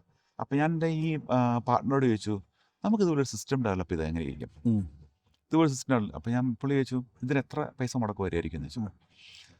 അങ്ങനെ പൈസ മുടക്ക് വരുമായിരിക്കും എന്ന് പറഞ്ഞു. അപ്പോൾ ഞാൻ എന്നെ ചോദിച്ചപ്പോൾ ഞാൻ പറഞ്ഞു ഏകദേശം ഒരു $500,000 $250,000 എന്തായാലും ഇല്ലാണ്ട് നടക്കത്തില്ല എന്ന് പറഞ്ഞു. നീ എൻ്റെ ഫീസിബിലിറ്റി ഒന്ന് പഠിക്കാൻ പറഞ്ഞു. അപ്പോൾ ഞാൻ പിന്നെ അടുത്ത സ്റ്റെപ്പ് എന്ന് പറഞ്ഞു കഴിഞ്ഞാൽ, ഇത് ആര് ഡെവലപ്പ് ചെയ്യും, ഇത് ഡെവലപ്പ് ചെയ്യാൻ നമുക്കൊരു ആൾ വേണമല്ലോ. അപ്പോൾ അങ്ങനെ കുറേ ആൾക്കാരെ അന്വേഷിച്ച് നടക്കുവാണ്. പല കമ്പനിയായിട്ടൊരു മീറ്റിംഗ് വന്നു, ഒന്നും എനിക്ക് സെറ്റാവുന്നില്ല. ഇന്ത്യയിലുള്ള കമ്പനികൾ കോൺടാക്ട് ചെയ്തു, UK കമ്പനിയെ കോൺടാക്ട് ചെയ്തു. പലരുടെയും കോട്ട് വ്യത്യാസം, പലരും ചെയ്യാൻ നമ്മൾ പറയുന്ന പ്രപ്പോസൽ വെച്ചിട്ട് ചെയ്യാം എന്ന് പറയുന്ന ഒരു ആളെ കിട്ടുന്നില്ല. അവസാനമാണ് ഞാനൊരു കസിനുണ്ട്, കസിനോട് സംസാരിച്ചപ്പോൾ കസിൻ പറഞ്ഞു, കസിൻ എഞ്ചിനീയറാണ്, എൻ്റെ ഒപ്പം പഠിച്ച ഒരാളുണ്ട്, അവൻ ഇങ്ങനൊരു ടെക്നിക്കൽ കമ്പനി, ഒരു സോഫ്റ്റ്വെയർ കമ്പനി വർക്ക് ചെയ്യണം, നമുക്ക് പുള്ളിയോടൊത്ത് കോൺടാക്ട് ചെയ്യാന്ന് പറഞ്ഞു. ഞങ്ങൾ മീറ്റിംഗ് കോൺടാക്ട് ചെയ്തു. എനിക്ക് ഫസ്റ്റ് ഇംപ്രഷൻ എനിക്ക് ആളെ ഇഷ്ടപ്പെട്ടു. ഞാൻ പറഞ്ഞു ഇതാണ് എൻ്റെ റിക്വയർമെൻറ്റ്, ഇത്തരം കാര്യങ്ങൾ ചെയ്യണം, നമുക്ക് ഫണ്ട് ലിമിറ്റഡ് ആണ്. പുള്ളി പറഞ്ഞു വി ക്യാൻ ഡു ഇറ്റ് എന്ന് പറഞ്ഞു. അപ്പോൾ ഞാൻ പുള്ളിയുടെ ഒരു വാക്ക് കേട്ടു. എനിക്ക് ആളെ കണ്ടപ്പോൾ തന്നെ എനിക്കൊരു കോൺഫിഡൻസ് തോന്നും. ഞാൻ എന്നിട്ട് നമ്മുടെ ഇൻവെസ്റ്ററെ പോയി കണ്ടിട്ട് പറഞ്ഞു, പുള്ളിനെ പെട്ട് പറഞ്ഞു, ഇത്രയാണ് നമുക്ക് പറഞ്ഞിരിക്കുന്നത്, നിനക്ക് ഇൻവെസ്റ്റ് ചെയ്യാൻ പറ്റുമെന്ന് ചോദിച്ചു. നിനക്ക് കോൺഫിഡൻസ് ഉണ്ട്, ഞാൻ ഇൻവെസ്റ്റ് ചെയ്യാന്ന് പറഞ്ഞു. ഇത് വിജയിക്കുമെന്ന് ഉറപ്പുണ്ടെങ്കിൽ ഞാൻ പൈസ ഇൻവെസ്റ്റ് ചെയ്യാം, ഞാൻ തയ്യാറാണെന്ന് പറഞ്ഞു. ഞാനത് കഴിഞ്ഞിട്ട് ഈ MD ഫോൺ വിളിച്ചു. ശരി പറഞ്ഞു, ഞങ്ങൾ ഈ സിസ്റ്റം ഉണ്ടാക്കാം, ഞങ്ങൾക്ക് ഒരു വർഷം സമയം തരണം, 1 വർഷം കൂടെ നിങ്ങളിത് പിടിച്ച് നീക്കണം എന്ന് പറഞ്ഞു. 1 വർഷം സമയം തരണം, അതിനുള്ളിൽ ഞാൻ ഈ കോഴ്സുകൾ ഉണ്ടാക്കിയെടുത്ത് സിസ്റ്റം നിങ്ങൾ പറയുന്ന റിക്വയർമെൻറ്റിൽ നിങ്ങളുടെ സ്പെസിഫിക്കേഷൻ അനുസരിച്ച് സിസ്റ്റം ഉണ്ടാക്കി തരാം എന്ന് പറഞ്ഞു. പുള്ളിക്കാരി പറഞ്ഞു ഓക്കെ, ഞങ്ങൾ 1 വർഷം വെയിറ്റ് ചെയ്യാം. ഞാൻ പറഞ്ഞു സിസ്റ്റം ഉണ്ടാക്കി വന്നിട്ട് നിങ്ങളത് ഫസ്റ്റ് യൂസറും ആവണം എന്ന് പറഞ്ഞു, ഫസ്റ്റ് കസ്റ്റമർ. പുള്ളിക്കാരി പറഞ്ഞു അതും സമ്മതിച്ചു. അപ്പോൾ സിസ്റ്റം ഉണ്ടായിട്ട് വന്നാൽ ഞങ്ങൾ ആ സെക്കൻഡിൽ നിങ്ങളുടെ സിസ്റ്റത്തിലേക്ക് മാറിക്കൊള്ളാം എന്ന് പറഞ്ഞു. അതോടുകൂടി നമുക്ക് സ്പാർക്കായി, ചൂടായി. വേറെ ആരുമില്ല, ഞാൻ മാത്രം ഒറ്റ ഒരാളേ ഉള്ളൂ, വേറെ ആരുമില്ല. ഞാൻ തന്നെ ഇതിനകത്തേക്ക് ഇറങ്ങി. ഈ പല സിസ്റ്റങ്ങൾ ഞാൻ ഡെമോ വാങ്ങിച്ചു, എല്ലാ സിസ്റ്റങ്ങളെ പറ്റി പഠിച്ചു, പിന്നെ കോഴ്സ് ഡെവലപ്മെൻറ്റ് ആരംഭിച്ചു. ആദ്യം ഒരു 60 കോഴ്സാണ് ഞാൻ ഉദ്ദേശിച്ചത്, 60 കോഴ്സ്. ഈ 60 കോഴ്സ് ഉണ്ടാക്കിയെടുത്ത് CPD അപ്രൂവ് എടുക്കാമെന്ന് വെച്ചാൽ നിസ്സാര പണിയല്ല. ഏകദേശം 1 വർഷം എന്ന് പറയുന്നത് ഞാനത് ദിവസം ഒരു 16 മണിക്കൂർ 18 മണിക്കൂർ വർക്ക് ചെയ്തിട്ടും കോഴ്സുകൾ തീരുന്നില്ല. ശരിക്കും വർക്ക് ചെയ്തു, 7 ദിവസം വർക്ക് ചെയ്തു. എൻ്റെ ജോലി എൻ്റെ ഒപ്പം നടക്കുന്നു. രാത്രി ഡ്യൂട്ടി കഴിഞ്ഞ് വന്നിട്ട് വീണ്ടും ഇരിക്കുകയാണ് കോഴ്സ് ഡെവലപ്മെൻറ്റ്. അത് വേറൊരിടത്ത് നമുക്ക് കോപ്പി ചെയ്ത് നമുക്ക് കോഴ്സ് ഉണ്ടാക്കാൻ പറ്റത്തില്ല, എല്ലാം യൂണീക്കായിട്ട് തന്നെ ഉണ്ടാക്കണം. അപ്പോൾ അങ്ങനെ കഷ്ടപ്പെട്ട് ഈ 60 കോഴ്സ് തീർത്തു. ഈ 60 കോഴ്സ് തീർത്തപ്പോൾ അതിൻ്റെ ഒരു കോഴ്സ് ഒരു പകുതി ആയി കഴിഞ്ഞപ്പോഴത്തേക്കും അവർ പ്ലാറ്റ്ഫോം ഡെവലപ്മെൻറ്റ് സ്റ്റാർട്ട് ചെയ്തു. അങ്ങനെ പ്ലാറ്റ്ഫോം ഡെവലപ്മെൻറ്റ് വന്നു, കോഴ്സ് അപ്ലോഡ് ചെയ്ത് പതുക്കെ ഞങ്ങൾക്ക് 1 വർഷം സമയമുണ്ടല്ലോ, ഞങ്ങൾക്കൊരു കുഴപ്പമില്ല, ഇനിയിപ്പം സമാധാനമായിട്ട് ചെയ്താൽ മതിയല്ലോ, ഒരു നന്നായിട്ട് പോകാണല്ലോ എന്നൊക്കെ പറഞ്ഞൊരു 9 മാസമായി കഴിഞ്ഞപ്പോഴത്തേക്കും എന്താ പറ്റിയെന്ന് വെച്ച് കഴിഞ്ഞാൽ, ഈ നമ്മൾ പറഞ്ഞിരുന്ന കമ്പനിയുടെ അവർ യൂസ് ചെയ്യേണ്ട സിസ്റ്റം ഒരു സുപ്രഭാതത്തിൽ ഷട്ട് ഡൗൺ ആയിപ്പോയി. അവരുടെ എൻറ്റയർ ഡേറ്റയും പോയി, ആ കമ്പനി ബസ്റ്റായിപ്പോയി. ഒരു സുപ്രഭാതത്തിൽ. അയ്യോ, നമ്മളൊന്നും ആയിട്ടുമില്ല അവിടെ. അപ്പോൾ അവർ എന്നെ ഒരു സുപ്രഭാതത്തിൽ വിളിച്ചിട്ട് ഞങ്ങൾ കറണ്ട് സിസ്റ്റം ഡൗൺ ആയി, ഞങ്ങൾക്ക് എമർജൻസി ആയിട്ട് സിസ്റ്റം നമ്മളോട് ഒന്നും ആയിട്ടുമില്ല. ഭയങ്കര ഒരു പാനിക് മൊമെന്റ്. അപ്പം നമ്മൾ പെട്ടെന്ന് എല്ലാവരെയും വിളിച്ചു കൂട്ടി, ഇവർ ഡെവലപ്പേഴ്സിനെ വിളിച്ച് ഇൻവെസ്റ്റേഴ്സിനെ വിളിച്ച്. അപ്പോൾ അവർ പറഞ്ഞു ഞങ്ങളുടെ ചെയ്തുകൊണ്ടിരിക്കുന്ന സകല പ്രൊജക്റ്റും ഹോൾഡ് ചെയ്തിട്ട് ഇതിനകത്ത് ചെയ്ത് ഞങ്ങൾ ഫിനിഷ് ചെയ്ത് തരാം, പക്ഷെ 1 മാസമെങ്കിലും വേണം, 1 മാസമെങ്കിലും വേണം. ഞങ്ങളുടെ ബാക്കിയുള്ള ലുലു ഹൈപ്പർ മാർക്കറ്റിൻ്റെ ടെനൻസി സിസ്റ്റം, അങ്ങനെയൊക്കെ കുറേ സിസ്റ്റംസ് ആ സമയത്ത് ഡെവലപ്പ് ചെയ്തുകൊണ്ടിരിക്കുക. അവർ പറഞ്ഞു ഞങ്ങൾ സകല സിസ്റ്റവും ഞങ്ങൾ ഹോൾഡ് ചെയ്തിട്ട് ഇത് ഡെവലപ്പ് ചെയ്യാമെന്ന് പറഞ്ഞു. അങ്ങനെ അപ്രൂവ് ചെയ്തു, അഡീഷണൽ പേയ്മെൻറ്റും കൊടുത്തു. അവർ 24/7 വർക്ക് ചെയ്യാൻ തുടങ്ങി. ഒറ്റ മാസം കൊണ്ട് ഞങ്ങൾ ആ പ്രൊജക്റ്റ് ഈ 60 കോഴ്സും വെച്ച് കോഴ്സ് പ്ലാറ്റ്ഫോം ലോഞ്ച് ചെയ്തു, ഇവരുടെ സ്റ്റാഫിനെ ആഡ് ചെയ്തു. ഓക്കെ. അപ്പോൾ അങ്ങനെയാണ് അതൊരു ലാസ്റ്റ് ഒരു ക്രൈസിസ് മൊമെന്റ് വന്നു. അപ്പോൾ നമുക്ക് വന്നപ്പോഴത്തേക്ക് ആ ഒരു സിസ്റ്റം വന്നപ്പോഴത്തേക്കും അവരുടെ സിസ്റ്റം പെട്ടെന്ന് ഡൗൺ ആയപ്പോഴത്തേക്കും ആകെ ഒരു ക്രൈസിസ് ആയി. അപ്പോൾ നമുക്ക് ഈ കോഴ്സുകൾ പോലും അപ്രൂവൽ പോലും ആയിട്ടില്ല ആ സമയത്ത്. അപ്പോൾ പെട്ടെന്ന് തീർത്ത് അപ്പോൾ ആ സമയത്ത് നമ്മൾ 24 hours വർക്ക് ചെയ്യുന്ന പോലെ ആ ഒരു സ്റ്റേജിലേക്ക് വന്നായിരുന്നു. പക്ഷെ അതൊരു ചലഞ്ച്, ഒരു ക്രൈസിസ് വന്നു. ആ സമയത്ത് ഒരു ചലഞ്ച് വന്നതുകൊണ്ട് പെട്ടെന്ന് നമുക്ക് തീർക്കാൻ പറ്റി. അങ്ങനെ വന്ന കമ്പനി ഓൺ ബോർഡ് ചെയ്തു. ആദ്യമേ കുറച്ച് ടീച്ചിങ് പ്രോബ്ലംസ് ഒക്കെ ഉണ്ടായിരുന്ന ഒരു പുതിയ സിസ്റ്റമാണല്ലോ. ടീച്ചിങ് പ്രോബ്ലംസ് ഉണ്ടായിരുന്നു. കോഴ്സുകൾക്ക് നമ്മുടെ വീഡിയോസും സ്ലൈഡ്സും എല്ലാം തീർന്നിട്ടൊന്നുമില്ലായിരുന്നു. പക്ഷെ എന്നാലും അവർ ഹാപ്പി ആയിരുന്നു. ഞങ്ങളുടെ ക്രൈസിസ് ഞങ്ങൾ സേവ് ചെയ്തല്ലോ. പിന്നെ കോഴ്സ് ഡെവലപ്മെന്റ് ഓൺ ഗോയിങ് ആയി. വീണ്ടും കോഴ്സുകൾ ആഡ് ചെയ്തു. ഇപ്പം നിലവിൽ നമുക്ക് 210 കോഴ്സായി. 210 കോഴ്സായി ഇപ്പോൾ നമ്മുടെ സിസ്റ്റത്തിൽ. അതായത് UK-യിലുള്ള ഏത് ലേണിംഗ് മാനേജ്മെന്റ് സിസ്റ്റം കൊടുക്കുന്നതിനേക്കാളും കൂടുതൽ കോഴ്സ് നമ്മുടെ പ്ലാറ്റ്ഫോമിലുണ്ട്. ആവറേജ് 100 കോഴ്സുകളേ ഉള്ളൂ. ഇപ്പോൾ health and social care, construction, hospitality, പിന്നെ കുറേ സ്പെഷ്യൽ ഇൻട്രസ്റ്റ് കോഴ്സുകൾ, അങ്ങനെ മൾട്ടിപ്പിൾ സെക്ടറിലുള്ള 210ഓളം കോഴ്സുകളാണ് നമ്മുടെ സിസ്റ്റം. കോഴ്സ് ഡിസൈൻ ചെയ്യുന്നത് മുഴുവൻ സാറാണോ? ഞാൻ തന്നെയാണ് ഈ 210 കോഴ്സും. മറ്റേ കൺസ്ട്രക്ഷൻ പോലുള്ള ഡിഫറെന്റ് ഇൻഡസ്ട്രി വരുമ്പോൾ അപ്പോൾ അത് ചെയ്തതെന്ന് വെച്ച് കഴിഞ്ഞാൽ ഞാൻ കോഴ്സിന്റെ ഔട്ട്ലൈൻ ഞാൻ ചെയ്യും, എന്നിട്ട് ഒരു സബ്ജക്ട് എക്സ്പെർട്ടിന് കൊടുത്തിട്ട് വെരിഫൈ ചെയ്യും. വെരിഫൈ ചെയ്യും. അതിനെനിക്ക് ഒരാളുണ്ടായിരുന്നു. അപ്പോൾ നമുക്കിത് ഓരോ കോഴ്സ് ഡിസൈൻ നമുക്ക് ഫൈനാൻഷ്യലി നമുക്ക് അഫോർഡബിൾ അല്ലായിരുന്നു.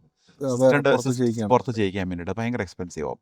അപ്പോൾ അതുകൊണ്ട് ഔട്ട്ലൈൻ ചെയ്തിട്ട് നമ്മൾ തന്നെ കണ്ടന്റ് ബുക്സ് എല്ലാം റെഫർ ചെയ്ത് കണ്ടന്റ് ഉണ്ടാക്കി കോഴ്സ് ചെയ്തിട്ട് പിന്നെ സബ്ജക്ട് എക്സ്പേർട്ടും കൊടുക്കും. സബ്ജക്ട് എക്സ്പേർട്ട് നോക്കിയിട്ട് പറയും ഓക്കെ കുറച്ച് അവിടെ കറക്ഷൻസ് വേണം, ഇവിടെ കറക്ഷൻസ് വേണം, കറക്റ്റ് ചെയ്യുന്നു. പിന്നെ നമ്മൾ CPD അപ്രൂവലിന് കൊടുക്കുമല്ലോ. CPD അപ്രൂവലിന് കൊടുക്കുമ്പം അവരെന്തായാലും വീണ്ടും മൊത്തം എല്ലാം വെരിഫൈ ചെയ്യും. അന്നേരം അവർ തന്നെ ഒരു 3-4 പ്രാവശ്യം കറക്ഷൻസ് തന്നാലേ അവർ അപ്രൂവൽ തരത്തുള്ളൂ CPD. പിന്നെ റോസ്പ എന്ന് പറയുന്നത് അതിൻ്റെ അപ്രൂവൽ ഉണ്ട് നമുക്ക്. അത് royal society of prevention of accidents, അതാണ് ഏറ്റവും വലിയൊരു അക്രഡിറ്റേഷൻ ആണ്. അവരും ഈ കോഴ്സുകളെല്ലാം വെരിഫൈ ചെയ്തിട്ടാണ് നമുക്ക് അപ്രൂവൽ തരുന്നത്. അപ്പോൾ നമുക്ക് ഈ 2 സർട്ടിഫിക്കേഷൻ ആണ് നിലവിലുള്ളത്. 2 സർട്ടിഫിക്കേഷൻ അല്ല, നമുക്ക് ഏകദേശം ഒരു 20ഓളം അക്രഡിറ്റേഷൻസ് നമ്മുടെ കമ്പനിയിലുണ്ട്. പിന്നെ ഏറ്റവും ലേറ്റസ്റ്റ് ആയിട്ട് ഈ കഴിഞ്ഞ ആഴ്ച ക്വാളിറ്റി അഷ്യൂർഡ് കെയർ ലേണിംഗ് എന്ന് പറയുന്ന ഒരു ക്രൗൺ അക്രഡിറ്റേഷൻ, അതായത് UK ഗവൺമെന്റിന്റെ ഒരു പുതിയ അക്രഡിറ്റേഷൻ ഏകദേശം 6 മാസം മുമ്പ് ലോഞ്ച് ചെയ്തതാണ്. അതായത് എല്ലാ ലേണിംഗ് പ്രൊവൈഡേഴ്സിനും വേണ്ടി ഇങ്ങനത്തെ ട്രെയിനിങ് പ്രൊവൈഡേഴ്സിന് ചെയ്യാൻ വേണ്ടിയിട്ട് പുതിയ അക്രഡിറ്റേഷൻ ഒരു 6 മാസമാണ് ലോഞ്ച് ചെയ്തിട്ട്. ഭയങ്കര സ്ട്രിക്റ്റ് ക്രൈറ്റീരിയസ് ആണ്, ഭയങ്കര സ്ട്രിക്റ്റ് പ്രോസസ്സിംഗ് ആണ്. അപ്പം നമ്മൾ അതിൽ കൂടെ കടന്നു വന്ന് നമ്മൾ ആ അക്രഡിറ്റേഷൻ കഴിഞ്ഞ ആഴ്ച നമുക്ക് അപ്രൂവ് ആയി. അതപ്പോൾ ഓരോ പെർട്ടിക്കുലർ കോഴ്സിനാണോ അതോ നമ്മുടെ കമ്പനി ഓർഗനൈസ്, അതായത് നമ്മുടെ ഫുൾ ക്വാളിറ്റി അഷുറൻസ് ചെയ്ത് ആണ് അവർ അപ്രൂവ് ചെയ്യുന്നത്. അത് UK-യിലെ ആദ്യത്തെ ലേണിംഗ് മാനേജ്മെന്റ് സിസ്റ്റമാണ് ഈ അപ്രൂവൽ കിട്ടുന്ന ആദ്യത്തെ സിസ്റ്റമാണ്. അത് വളരെ ഒരു പ്രൗഡ് മൊമെന്റ് ആയിരുന്നു. അതുപോലെ അത് ക്രൗൺ അക്രഡിറ്റേഷൻ എന്ന് പറഞ്ഞാൽ ഗവൺമെന്റ് അക്രഡിറ്റേഷൻ ആണ്. UK quality assured care learning accreditation. അപ്പോൾ നമുക്ക് നിലവിലിപ്പം 20ഓളം അക്രഡിറ്റേഷൻ നമുക്ക് നിലവിലുണ്ട്. പ്ലസ് നമുക്ക് അതിൻ്റെ കൂടെ തന്നെ ക്രൗൺ അക്രഡിറ്റേഷൻ അത് ലേറ്റസ്റ്റ് വന്നതാണ്. ഞങ്ങൾ ഏകദേശം ഒരു 75ഓളം കമ്പനികൾ നമ്മുടെ സിസ്റ്റം യൂസ് ചെയ്യുന്നുണ്ട്. സിസ്റ്റം ചെറിയ 10 പേര് തൊട്ടുള്ള 2000 പേര് വരെയുള്ള കമ്പനികൾ നമുക്ക് സിസ്റ്റത്തിൽ യൂസ് ചെയ്യുന്നുണ്ട്. എത്ര 25ഓളം കമ്പനികൾ 75ഓളം കമ്പനികൾ നമ്മുടെ സിസ്റ്റം യൂസ് ചെയ്യുന്നു. ഇപ്പം ഏകദേശം ഇന്നത്തെ കണക്കനുസരിച്ചിട്ട് ഏകദേശം 200,000 കോഴ്സുകൾ കംപ്ലീറ്റ് ചെയ്തിട്ടുണ്ട് നമ്മുടെ സിസ്റ്റത്തിൽ. 200,000 കോഴ്സുകൾ 2 ലക്ഷം കോഴ്സുകൾ നമ്മുടെ സിസ്റ്റത്തിൽ കംപ്ലീറ്റ് ചെയ്തു. അപ്പം ഈ എങ്ങനെ ഇതിന്റെ ഒരു ഇൻഡസ്ട്രിയുടെ ഒരു ഡെപ്ത് എങ്ങനെയാ നിലവിൽ? ഒരു ഭയങ്കര കോമ്പറ്റേറ്റീവ് ഫീൽഡാണ്. എത്രയും കോമ്പറ്റീഷൻ ഉണ്ടെന്ന് എനിക്ക് ആദ്യം അറിയില്ലായിരുന്നു. അതായത് ഒത്തിരി പ്ലെയേഴ്സ് ഉണ്ട്, വളരെ സ്മോൾ പ്ലെയേഴ്സ് തൊട്ട് ലാർജ് പ്ലെയേഴ്സ്. അതായത് ലാർജ് പ്ലെയേഴ്സ് മൾട്ടി-ബില്യൺ ടേൺ ഓവറുള്ള ലാർജ് ടേൺ ഓവർ കമ്പനീസാണ്. അവരൊക്കെ 10-15 വർഷത്തിൽ മുകളിലായിട്ട് പ്ലെയേഴ്സാണ്. നമ്മളിപ്പോൾ 3 വർഷമായുള്ളൂ. സ്റ്റിൽ നമ്മൾ വളരെ സ്മോൾ പ്ലെയറാണ്. അവരൊക്കെ 1000, 2000 മുതൽ 10,000 കമ്പനികൾ വരെ ഉള്ളതാണ്. നമ്മൾ അതിന് സ്ഥലത്ത് ഇപ്പോൾ 75 തുടങ്ങിയിട്ടുള്ളൂ. പക്ഷെ എല്ലാവരും ചെറുതായിട്ടാണ് സ്റ്റാർട്ട് ചെയ്യുന്നത്. പക്ഷേ ഇവരെക്കാളൊക്കെ കൂടുതൽ കോഴ്സ് നമ്പേഴ്സ് നമുക്കുണ്ട്. അതിനേക്കാൾ കൂടുതൽ നമുക്ക് ഫീച്ചേഴ്സ് നമ്മുടെ സിസ്റ്റത്തിലുണ്ട്. അപ്പോൾ അതുകൊണ്ട് ഇപ്പോൾ ഞാനിപ്പോൾ മെയിനായിട്ട് ഇപ്പോൾ മാർക്കറ്റിങ്ങിലാണ് ഇപ്പോൾ ഫോക്കസ് ചെയ്യുന്നത്. സിസ്റ്റത്തിനെ പറ്റി അവയർനെസ് ഉണ്ടാക്കിയെടുക്കുക, അതിലാണ് ഇപ്പോൾ ഫോക്കസ് ചെയ്യുന്നത്. ഇപ്പം ഈ കോഴ്സ് ഉണ്ടാക്കുന്ന സമയത്ത് മറ്റെന്തെങ്കിലും ചലഞ്ചസ് കാര്യങ്ങളൊക്കെ ഉണ്ടായിരുന്നു? കോഴ്സ് ഉണ്ടാക്കുന്ന സമയത്ത് നമുക്കിതിൻ്റെ ഇതിനു മുമ്പ് ആകെ എനിക്കൊരു എക്സ്പീരിയൻസ് ഉള്ളത് മറ്റേ ഓർഗനൈസേഷൻ്റെ കോഴ്സ് ഡെവലപ്പ് ചെയ്തു. പിന്നെ നമ്മുടെ പഠിക്കണ സമയത്തും നമ്മളിതിനെപ്പറ്റി പ്രോസസ്സ് നമുക്കറിയാം. ഇതിൻ്റെ കണ്ടന്റ് കണ്ടുപിടിക്കുക എന്നുള്ളതാണ് ഏറ്റവും വലിയ ഒരു ചലഞ്ചായിട്ട് വന്നത്. അതായത് നമ്മൾ ടെക്സ്റ്റ് ബുക്സും ജേർണൽസും ചെയ്ത് ഇപ്പോൾ ഓരോന്നും നമുക്ക് നീങ്ങത്തില്ല. അപ്പോൾ ഒരു S A for example safe ഗാർഡിങ്ങിൻ്റെ കോഴ്സ് ഉണ്ടാക്കുവാണ്. അപ്പോൾ നമുക്ക് ഒരിക്കലും AI യൂസ് ചെയ്ത് ഉണ്ടാക്കാൻ പറ്റത്തില്ല. AI ചെയ്ത് കഴിയുമ്പോൾ നമുക്ക് CPD അപ്രോച്ച് ചെയ്യാൻ പറ്റത്തില്ല. അപ്പോൾ പ്രോപ്പറായിട്ട് ടെക്സ്റ്റ് ബുക്സും വിത്ത് റെഫറൻസ് വേണം നമുക്ക് ചെയ്യാൻ. എനിക്ക് തോന്നുന്നത് കോഴ്സ് ചെയ്യുന്ന സമയത്ത് AI ഇത്ര പോപ്പുലർ ആയിരുന്നില്ല. അന്നത്തെ 3 വർഷമായില്ല. അപ്പം 3 വർഷം മുമ്പ് അത്ര എത്ര ആയിട്ടില്ല. ഇപ്പോഴാണ് ഇപ്പം ChatGPT ഒക്കെ സ്ട്രോങ് ആയിട്ട് പോകുന്നത്. അന്ന് വലിയ ഇല്ലായിരുന്നു. അപ്പോൾ അതുകൊണ്ട് മെയിനായിട്ട് നമ്മുടെ ഇത്രയും റിസോഴ്സസ് എല്ലാം കൂടെ നോക്കി നമ്മൾ വെരിഫൈ ചെയ്ത് കണ്ടന്റെല്ലാം എടുത്ത് വിത്ത് റെഫറൻസ് എല്ലാം നോക്കി ഇതൊന്ന് ഒന്ന് ആക്കിയെടുത്തൊരു കോഴ്സുകൾ ഫിനിഷ് ചെയ്യാൻ ആഴ്ചകൾ എടുക്കുമായിരുന്നു ഒരു കോഴ്സ് ചെയ്യാം. അതൊരു first reading, second reading, third reading, ഒരു 5 റീഡിങ് കഴിഞ്ഞാലാണ് നമുക്ക് കോൺഫിഡൻസ് ആകത്തുള്ളൂ. ഞാനൊരു പെർഫെക്ഷനിസ്റ്റാണ്. എന്നെ പണ്ട് തൊട്ട് അങ്ങനെയാണ്. ഒരു കാര്യം ചെയ്യുകയാണെങ്കിൽ പ്രോപ്പറായിട്ട് ചെയ്യുക, അല്ലെങ്കിൽ ചെയ്യാണ്ടിരിക്കുക എന്നുള്ളതാണ് എൻ്റെ പോളിസി. അപ്പോൾ അതുകൊണ്ട് ഞാൻ എത്ര പ്രാവശ്യം എഫേർട്ട് ഇട്ടാലും അത് ഏറ്റവും നന്നായിട്ട് എടുത്തുകൊണ്ട് കൊണ്ടാലേ ചെയ്യുള്ളൂ. അതുകൊണ്ട് നമുക്ക് യാതൊരു കംപ്ലൈൻറ്റും ഇല്ല. നമുക്ക് ഇത്രയോ നമുക്ക് ഇത്ര യൂസേഴ്സ് 200,000 കോഴ്സുകൾ കംപ്ലീറ്റ് ചെയ്തിട്ടും ആൾക്കാർക്ക് എല്ലാവരും ഹാപ്പിയാണ്. ആൾക്കാർക്ക് ആർക്കും ഒരു കംപ്ലൈൻ്റ് ഇല്ല. അവർ വളരെ വളരെ ഹാപ്പിയാണ്. അതാണ് എൻ്റെ ഒരു അഡ്വാൻറ്റേജ് ആയിട്ട് എനിക്ക് തോന്നുന്നത്. ഓക്കെ. അപ്പം ഇത് ബിസിനസ്സിലേക്ക് വന്ന് ഇപ്പം നിലവിൽ മാർക്കറ്റിംഗ് ആണ് നമ്മൾ മെയിൻലി ഫോക്കസ് ചെയ്തത്. സിസ്റ്റം ഡെവലപ്മെന്റ് കഴിഞ്ഞു. ഇനി അതിൻ്റെ അഡീഷണൽ നമ്മുടെ ആപ്പ് ഈ മാസം ലോഞ്ച് ആവും. അതിപ്പോൾ ഫൈനൽ ഇപ്പം ആപ്പ് ഡെവലപ്മെന്റ് കഴിഞ്ഞിട്ട് ഇപ്പം ആപ്പിളിന് അപ്രൂവലിന് വേണ്ടി വെയിറ്റ് ചെയ്തുകൊണ്ടിരിക്കുകയാണ്. അതിൻ്റെ കുറച്ച് സ്ട്രിക്റ്റ് പ്രോസസ്സാണല്ലോ അവരുടെ. അപ്പോൾ ആപ്പിളിൻ്റെ അപ്രൂവലിന് വേണ്ടി വെയിറ്റ് ചെയ്തുകൊണ്ടിരിക്കുകയാണ്. അപ്പോൾ ഏകദേശം ഈ മാസത്തോടു കൂടി നമുക്ക് ആപ്പ് ലോഞ്ച് ആവും. പിന്നെ വേറെ കുറച്ച് അഡീഷണൽ ഫീച്ചേഴ്സ് നമ്മൾ ഡെവലപ്പ് ചെയ്യുന്നുണ്ട്. നമ്മൾ ജസ്റ്റ് ട്രെയിനിങ് സിസ്റ്റം എന്നുള്ള രീതിയിലല്ല ചെയ്തിരിക്കുന്നത്. നമ്മൾ അതായത് ഒരു എംപ്ലോയർ നമ്മുടെ ലൈസൻസ് എടുത്താൽ അവർക്ക് ട്രെയിനിങ് ചെയ്യാം, സ്റ്റാഫിൻ്റെ HR ഫുൾ മാനേജ് ചെയ്യാം, അവരുടെ റോട്ട മാനേജ് ചെയ്യാം, പിന്നെ സ്റ്റാഫിൻ്റെ കോമ്പറ്റൻസീസ്, പോളിസി മാനേജ്മെൻറ്റ്, അവരുടെ പ്രാക്ടിക്കൽ ബുക്കിംഗ് ഷെഡ്യൂൾസ്, അങ്ങനെ multiple features all in one പ്ലാറ്റ്ഫോമാണ്. ഓക്കെ. അതായത് നമ്മളൊരു LMSന് പകരം LMSോട് കൂടി ചേർന്ന് തന്നെ അപ്പോൾ അവരുടെ ഒരു ടോട്ടൽ മാനേജ്മെന്റ് കൂടെ അതിനകത്ത് നടക്കുന്ന രീതിയിലുള്ള ഒരു ആപ്പാണ് നമ്മൾ ചെയ്തിരിക്കുന്നത്. പിന്നെ സെക്കൻഡ് വേർഷൻ 2 നമ്മൾ പേറോള് അങ്ങനത്തെ കൂടുതൽ സാധനങ്ങൾ, പിന്നെ ഇപ്പം നമ്മളെല്ലാം സ്റ്റാഫ് ഫോക്കസ്ഡ് ആണ്. ഇനി അടുത്തത് പേഷ്യൻറ്റ് ഫോക്കസ്ഡ് ആയിട്ടുള്ള അവരുടെ കെയർ പ്ലാനിങ്, മെഡിക്കേഷൻ അഡ്മിനിസ്ട്രേഷൻ, അങ്ങനെ കുറേ പ്ലാൻസ് നമുക്കുണ്ട്. അത് കുറച്ച് ഫണ്ടൊക്കെ വന്നതിന് ശേഷം, ഇപ്പോൾ ഉടനെ ഇല്ല. ഇപ്പോൾ നമ്മൾ മാക്സിമം ഇൻവെസ്റ്റ് ചെയ്ത് ഇതൊരു സിസ്റ്റം ആക്കിയെടുത്തു. ഇനി കുറച്ച് മാർക്കറ്റിൽ വന്ന് കുറച്ച് റവന്യൂ ഒക്കെ ജനറേറ്റ് ചെയ്തതിന് ശേഷം മാത്രമാണ് അടുത്ത ലെവലിലേക്ക് വളർത്തുക. ഇപ്പം എങ്ങനെയാണ് ഒരു ബ്രേക്ക് ഇവൻ സ്റ്റേജിനെ കുറിച്ച് ചിന്തിക്കുന്ന സ്റ്റേജിലോട്ട് എത്തിയിട്ടുണ്ട്? ഇപ്പോൾ എത്തിയിട്ടില്ല. തുടക്കമാവാം. നമ്മളിപ്പോൾ ആദ്യത്തെ 3 വർഷമായി മാർക്കറ്റിൽ എന്ന് പറഞ്ഞാൽ നമ്മൾ ആദ്യത്തെ വർഷങ്ങളൊക്കെ നമുക്ക് ഏകദേശം 2 വർഷത്തോളം എടുത്തു ഡെവലപ്മെന്റ്. ഇപ്പോൾ സ്റ്റിൽ കണ്ടിന്യൂയിങ് ആണ്. ശരിക്കും നമ്മൾ ബീറ്റ കസ്റ്റമേഴ്സ് ആണ്. അതെ. കസ്റ്റമേഴ്സ് ആണ്. അപ്പോൾ മാർക്കറ്റിംഗ് ചെയ്ത് ഉള്ള കസ്റ്റമേഴ്സിലേക്ക് എത്തിയിട്ടില്ല. ഇപ്പോൾ നമുക്ക് ഇപ്പോൾ ഉള്ള കസ്റ്റമേഴ്സ് എല്ലാം തന്നെ റെഫറൽസ് ആണ്. ഇപ്പോൾ ഒരു കസ്റ്റമർ യൂസ് ചെയ്തു, അപ്പോൾ അവർക്ക് ഇഷ്ടപ്പെട്ട അവരവരുടെ ഫ്രണ്ട്സിനോട് ആരുടെ പറയുന്നു. അപ്പോൾ അങ്ങനെ നമുക്കൊരു ലാർജ് കോർപ്പറേറ്റ് ക്ലയൻസ്, ഒരു 3-4 കോർപ്പറേറ്റ് ക്ലയൻസ് ഉണ്ട്. അവർക്കൊക്കെ ഏകദേശം ഒരു 2000 മുകളിൽ സ്റ്റാഫുള്ള ക്ലയൻസ് നിലവിലുണ്ട്. പിന്നെ വളരെ ചെറിയ ക്ലയൻസും ഉണ്ട്. അപ്പോൾ അങ്ങനെ നമ്മളിപ്പം ഈ ലിങ്ക്ഡിൻ മാർക്കറ്റിംഗ് ചെയ്യുന്നുണ്ട്, കൂടാതെ ഗൂഗിൾ അഡ്വർടൈസ്മെൻറ്റ്സ് ചെയ്യുന്നുണ്ട്. പിന്നെ ഇപ്പോൾ സോഷ്യൽ മീഡിയ മാർക്കറ്റിംഗ് ഇപ്പോൾ റീസെൻ്റ്ലി തുടങ്ങിയിട്ടുണ്ട്. അപ്പോൾ ഇങ്ങനെ കുറച്ചൊന്ന് റീച്ച് ഔട്ട് ചെയ്യാം. പിന്നെ കൂടാതെ ഞങ്ങൾക്കിപ്പം കമ്പനികൾക്കല്ലാതെ ഇൻഡിവിജ്വൽസിൻ്റെ കോഴ്സ് പർച്ചേസ് ചെയ്യണമെങ്കിൽ നമ്മുടെ വെബ്സൈറ്റിൽ പർച്ചേസ് ചെയ്യാം. അതായത് ഇപ്പം നിങ്ങളിപ്പോൾ ഒരു നേഴ്സാണ്, നേഴ്സിന് ഇപ്പോൾ ഏജൻസി ചെയ്യുന്ന നേഴ്സാണെങ്കിൽ നിങ്ങൾക്ക് നിങ്ങളുടെ മാൻഡേറ്ററി ട്രെയിനിങ് ചെയ്യാൻ നമുക്കൊരു ഓപ്ഷൻസ് ഇല്ല. അപ്പോൾ നമ്മളൊരു പാക്കേജ് ഓഫർ ചെയ്യുന്നുണ്ട് നമ്മുടെ സിസ്റ്റത്തിൽ. അപ്പോൾ ഒരു 21 കോഴ്സസ്, അതായത് നിങ്ങൾക്ക് ആവശ്യമുള്ള, അതായത് നേഴ്സായിട്ട് വർക്ക് ചെയ്യാൻ ആവശ്യമുള്ള എല്ലാ റെഗുലേറ്ററി റിക്വയർമെൻറ്റ്സും മീറ്റ് ചെയ്യാനുള്ള ഒരു കോഴ്സ് പാക്കേജ് 21 കോഴ്സ് നിങ്ങൾക്ക് വെറും £50 നമ്മുടെ സൈറ്റിൽ പർച്ചേസ് ചെയ്യുക. കോഴ്സ് കംപ്ലീറ്റ് ചെയ്യുക, നിങ്ങളുടെ എല്ലാ സർട്ടിഫിക്കറ്റ് ഡൗൺലോഡ് ചെയ്യാം. ഇയർലി റിന്യൂ ചെയ്യാനുള്ളത്. അപ്പോൾ അത് നഴ്സുമാർക്കുണ്ട്, ഡോക്ടർമാർക്കുണ്ട്, ഒക്യുപേഷൻ തെറാപ്പിസ്റ്റിനുണ്ട്, കെയർ വർക്കേഴ്സിനുണ്ട്. അങ്ങനെ മൾട്ടിപ്പിൾ കെയർ പാക്കേജസ് നമ്മൾ ഉണ്ടാക്കിയിട്ടുണ്ട്. അത് ഈ മറ്റേ സ്വന്തമായിട്ട് ഈ സെൽഫ് എംപ്ലോയിഡ് ആയിട്ട് പോകുന്ന അല്ലേ? അതായത് നമ്മൾ തന്നെ ഒരു കമ്പനി രജിസ്റ്റർ ചെയ്ത് നമ്മൾ തന്നെ വർക്ക് ചെയ്യുന്നവർക്ക് വേണ്ടിയിട്ടുള്ളത്. അങ്ങനെയുള്ളവർക്ക് അവർക്ക് വേറെ ട്രെയിനിങ് ചെയ്യാൻ ഓപ്ഷൻ ഇല്ല. അപ്പോൾ അങ്ങനെയുള്ളവർക്ക് ഇത് ചെയ്യാനുള്ള എല്ലാം. അപ്പോൾ ഇത് നമ്മളിപ്പോൾ ഇത് ഓഫ് ദ ഇതാണ്. അപ്പോൾ ഇത് ചോദിക്കുക, നമ്മളിപ്പോൾ ഒരു സ്ഥലത്ത് ജോലി ചെയ്യാൻ ചെല്ലുമ്പോൾ നമ്മുടെ അടുത്ത് ചോദിക്കും, നിങ്ങൾ ഈ കോഴ്സ് എല്ലാം കംപ്ലീറ്റഡ് ആണോ എന്ന് ചോദിക്കും. എങ്ങനെയാണ് അത് നമ്മളിപ്പോൾ ഒരു ആപ്ലിക്കേഷൻ കൊടുക്കുമ്പോഴത്തേക്കും നിങ്ങളുടെ CV-യുടെ ഒപ്പം ഈ കോഴ്സുകളെല്ലാം കംപ്ലീറ്റഡ് ആണെങ്കിൽ അവർക്ക് നിങ്ങൾക്ക് സ്ട്രേറ്റ് അവേ ഐഡൻറ്റിഫൈ ചെയ്യാമല്ലോ, ഇവന് കുറച്ചൊരു ഐഡിയ ഉള്ളതാണ്, ഇതൊക്കെ പഠിച്ചിട്ട് വന്നതാണല്ലോ, എല്ലാ ട്രെയിൻ റിക്വയർമെൻറ്റ്സ് മീറ്റ് ചെയ്താണല്ലോ. അപ്പോൾ ഉടനെ അവർക്ക് ആണെന്നുള്ളതും അവർക്ക് അറിയാൻ പറ്റും. അങ്ങനെ ഇൻഡിവിജ്വൽ കോഴ്സസ് പർച്ചേസ് ചെയ്യാറുണ്ടോ ആളുകൾ? അങ്ങനെ ഇൻഡിവിജ്വൽ കോഴ്സ് പർച്ചേസ് ചെയ്യുന്നുണ്ട് ഇപ്പം. ഒത്തിരി പേര്. നമ്മുടെ സിസ്റ്റത്തിൽ കയറുക, സ്ട്രൈപ്പ് വഴി പേ ചെയ്യുക, പർച്ചേസ് ചെയ്യുക. അപ്പോൾ അതൊരു മെയിൻ ഇതാണ്. അതിനാണ് ഞാൻ മെയിനായിട്ട് ഇപ്പോൾ സോഷ്യൽ മീഡിയയിൽ ഫോക്കസ് ചെയ്യുന്നത്. Exactly. ലാർജ് ക്ലയൻസും പിന്നെ B2C, ഉം, ഉം, ഉം. അപ്പോൾ ഇൻഡിവിജ്വൽ കസ്റ്റമേഴ്സ്. അപ്പോൾ ഇതൊക്കെയാണ് നമ്മളിപ്പോൾ മാർക്കറ്റിംഗ് വഴി ചെയ്തുകൊണ്ടിരിക്കുന്നത്. അതായത് ഒന്ന് നമ്മൾ ലാർജ് ക്ലയൻസിന് വേണ്ടിയിട്ട് ലിങ്ക്ഡിൻ വഴി, പിന്നെ സോഷ്യൽ മീഡിയ മാർക്കറ്റിംഗ്, പിന്നെ ഗൂഗിൾ മാർക്കറ്റിംഗ്. അതെ. ഇതൊക്കെയാണ് നമ്മൾ നിലവിൽ മാർക്കറ്റ് ചെയ്തുകൊണ്ടിരിക്കുന്നത്. ചെയ്തുകൊണ്ടിരിക്കണം. അപ്പം സാറ് സേഫ് ആയിട്ടുണ്ടായിരുന്ന ഒരു ജോലി എന്നാണല്ലോ ഇതിലേക്ക് മൂവ് ചെയ്തത്. അത് ഹൈ പേ ഉണ്ടായിരുന്ന ഒരു ജോലി എന്നാണ് ഇതിലേക്ക് മൂവ് ചെയ്യുന്നത്. പ്രത്യേകിച്ച് നല്ല കരിയർ ബിൽഡപ്പ് ചെയ്തു. അതിൽ നിന്ന് ബിസിനസ്സിലേക്ക് മൂവ് ചെയ്യാനുണ്ടായ കാരണം എന്താണ്? അപ്പോൾ അതുപോലെ തന്നെ എന്തൊക്കെ ചലഞ്ചസ് ആണ് നമുക്ക് അങ്ങനെ ബിസിനസ്സിലേക്ക് മൂവ് ചെയ്ത സമയത്ത് വന്നതെന്നൊന്ന് പറയാം.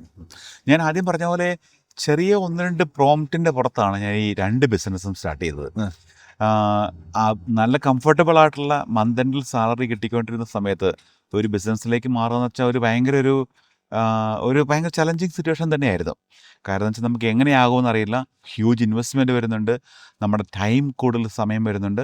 അപ്പോൾ ആകപ്പാടെ ഒത്തിരി ടെൻഷൻ ഉണ്ടായിരുന്നു. കൂടാതെ നമ്മുടെ ഫാമിലിയിലുള്ളവർക്കും കുറച്ച് ചെറിയ കൺസേൺസ് ഉണ്ടായിരുന്നു. ഇത്രയും നിങ്ങൾ നല്ലൊരു ജോലി കളഞ്ഞിട്ട് ഇതിന് ഇറങ്ങിയിട്ട് ചെയ്യുന്നൊരു ബുദ്ധിപരമായിട്ടുള്ള കാര്യമാണോ എന്ന് പലരും എൻ്റെ അടുത്ത് ചോദിച്ചിട്ടുണ്ട്. പിന്നെ അതുകൊണ്ട് ഞാൻ ആദ്യം ചെയ്ത് ജോലി കംപ്ലീറ്റ് വിടാതെ അവേഴ്സ് കുറച്ചു. ഫുൾ ടൈമിൽ നിന്ന് പാർട്ട് ടൈം ആക്കി. പിന്നെ പാർട്ട് ടൈമിൽ നിന്ന് ഇപ്പോൾ 0 hours ചെയ്യുന്നത്. അപ്പോൾ അങ്ങനെ അവേഴ്സ് കുറച്ച് കഴിഞ്ഞപ്പോഴത്തേക്ക് കുറച്ചൊരു ഇൻകം നമുക്ക് ബാക്കപ്പ് ഉണ്ട്. ഇല്ലാതെ നമുക്ക് വർക്ക് ചെയ്യാൻ പറ്റത്തില്ല. പിന്നെ നമുക്ക് ഇപ്പോൾ നമുക്ക് ഇടയ്ക്ക് സമയം കിട്ടുമ്പോൾ കൂടുതൽ പോയി അവേഴ്സ് ചെയ്യാനും ശ്രമിക്കാറുണ്ട്. പിന്നെ അതാണ് മെയിൻ. ഫൈനാൻഷ്യലാണ് ഏറ്റവും വലിയൊരു ചലഞ്ച്. പിന്നെ ഫിയർ ഓഫ് അൺനോൺ. എന്ത് സംഭവിക്കും എന്ന് നമുക്കറിയില്ല. ഈ സംഭവമൊക്കെ ചെയ്തിട്ട് വിജയിക്കുമോ? ഇത്രയും കാശ് മുടക്കി ഇത്രയും പണിയെടുത്തിട്ട് ഇതാരെങ്കിലും വാങ്ങിക്കുമോ? ഇതാരെങ്കിലും സബ്സ്ക്രൈബ് ചെയ്യുമോ? അങ്ങനെ ഇത് എനിക്ക് ഇപ്പം ഇടയ്ക്കിടയ്ക്ക് വരാറുണ്ട്. ഈ പണിയൊക്കെ എടുത്തിട്ട് നമുക്ക് സെയിലിങ് നടക്കുന്നില്ലല്ലോ. ഇത്ര നല്ല സിസ്റ്റമാണ്, നമുക്ക് നല്ല കോൺഫിഡൻസ് ഉണ്ട്, പക്ഷേ എന്തുകൊണ്ട് നമുക്കത് സെല്ല് ചെയ്യാൻ പറ്റുന്നില്ല? അത് ഭയങ്കര ഒരു മാർക്കറ്റിംഗ് ഒരു ഭയങ്കര പാടാണ്. അപ്പം അങ്ങനെയൊക്കെ വരുമ്പോഴത്തേക്കും അതാണ് ഏറ്റവും വലിയ ചാൻസസ്. റവന്യൂ വരുന്നില്ല, നമ്മുടെ മെയിൻ ആയിട്ടുള്ള ഇൻകം ഹോൾഡായി, പിന്നെ ഫാമിലി എന്നുള്ള അപ്രിഹെൻഷൻ, നമ്മുടെ സെൽഫ് ആപ്രിഹെൻഷൻ, പിന്നെ ഫിയർ ഓഫ് അൺനോൺ. നാളെ എന്തായിരിക്കും. ഇപ്പം ഇങ്ങനെ 4-5 റിയൽ കൺസേൺസ് നമുക്ക് എപ്പോഴും നമ്മുടെ മനസ്സിലുണ്ട്. ഓക്കെ. പിന്നെ ഉള്ളതെന്ന് പറഞ്ഞു കഴിഞ്ഞാൽ നമ്മൾ ഇപ്പോൾ സാറ് തുടക്കം മുതൽ ഇപ്പോൾ വരെയുള്ള എല്ലാ ബിസിനസ്സും ചെയ്യുന്നത് ഓൾമോസ്റ്റ് 95 to 98% വൈറ്റ് പോപ്പുലേഷനായിട്ട്, വൈറ്റ് കമ്മ്യൂണിറ്റി ആയിട്ട് ചേർന്നിട്ടാണ് ബിസിനസ് ചെയ്യുന്നത്. അപ്പം അത് എങ്ങനെയായിരുന്നു? അത് അക്സെപ്റ്റൻസ് റേറ്റ് എങ്ങനെയായിരുന്നു? അതുപോലെ എന്തെങ്കിലും കൾച്ചറൽ ഷോക്ക് അവരുമായിട്ട് ബിസിനസ് ചെയ്യുമ്പോൾ ഉണ്ടായിരുന്നോ? അതുപോലെ പുതുതായിട്ട് ഒരാൾ ബിസിനസ് തുടങ്ങുമ്പോൾ അവരോട് സാറിന് അഡ്വൈസ് ചെയ്യാനുള്ളത് ഇപ്പോൾ ഏത് കമ്മ്യൂണിറ്റിക്ക് വേണ്ടി ബിസിനസ് ചെയ്യണം എന്നുള്ളതാണ്. ഓക്കെ. എനിക്ക് ബിസിനസ് തുടങ്ങിയപ്പം ഞാൻ എൻ്റെ 2 ബിസിനസ്സും ഞാനിപ്പം നമ്മുടെ ഏഷ്യൻ അല്ലെങ്കിൽ ഇന്ത്യൻ കമ്മ്യൂണിറ്റിനെ ഫോക്കസ് ചെയ്തിട്ടല്ല ഞാൻ ആദ്യം തന്നെ തുടങ്ങിയത്. അപ്പോൾ ആദ്യത്തെ എസ്തെറ്റിക് ബിസിനസ് സ്റ്റാർട്ട് ചെയ്തത് നമുക്കറിയാം. അപ്ടേക്ക് നമ്മുടെ ഏഷ്യൻ അല്ലെങ്കിൽ ബാക്കി കമ്മ്യൂണിറ്റിയുടെ 0% ആയിരിക്കും എനിക്ക് നല്ല ഉറപ്പുണ്ടായിരുന്നു.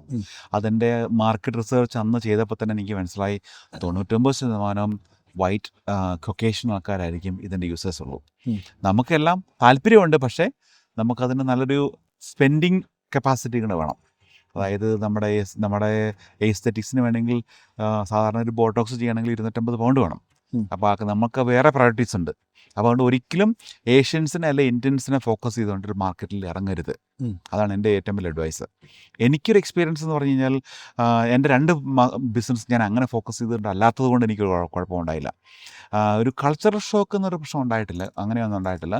അവർ നോക്കുമ്പോൾ നമ്മൾ ബെസ്റ്റ് സർവീസ് കൊടുക്കുന്നു, നമ്മൾ ക്വാളിഫൈഡ് ആണ്, നമ്മൾ ഫുള്ളി ഇൻഷുർഡ് ആണ്, നമുക്ക് സിസ്റ്റംസ് ഉണ്ട്. നമ്മൾ സംസാരിക്കുമ്പോൾ തന്നെ അവർക്ക് നമ്മളൊരു കോൺഫിഡൻസ് വരുമല്ലോ.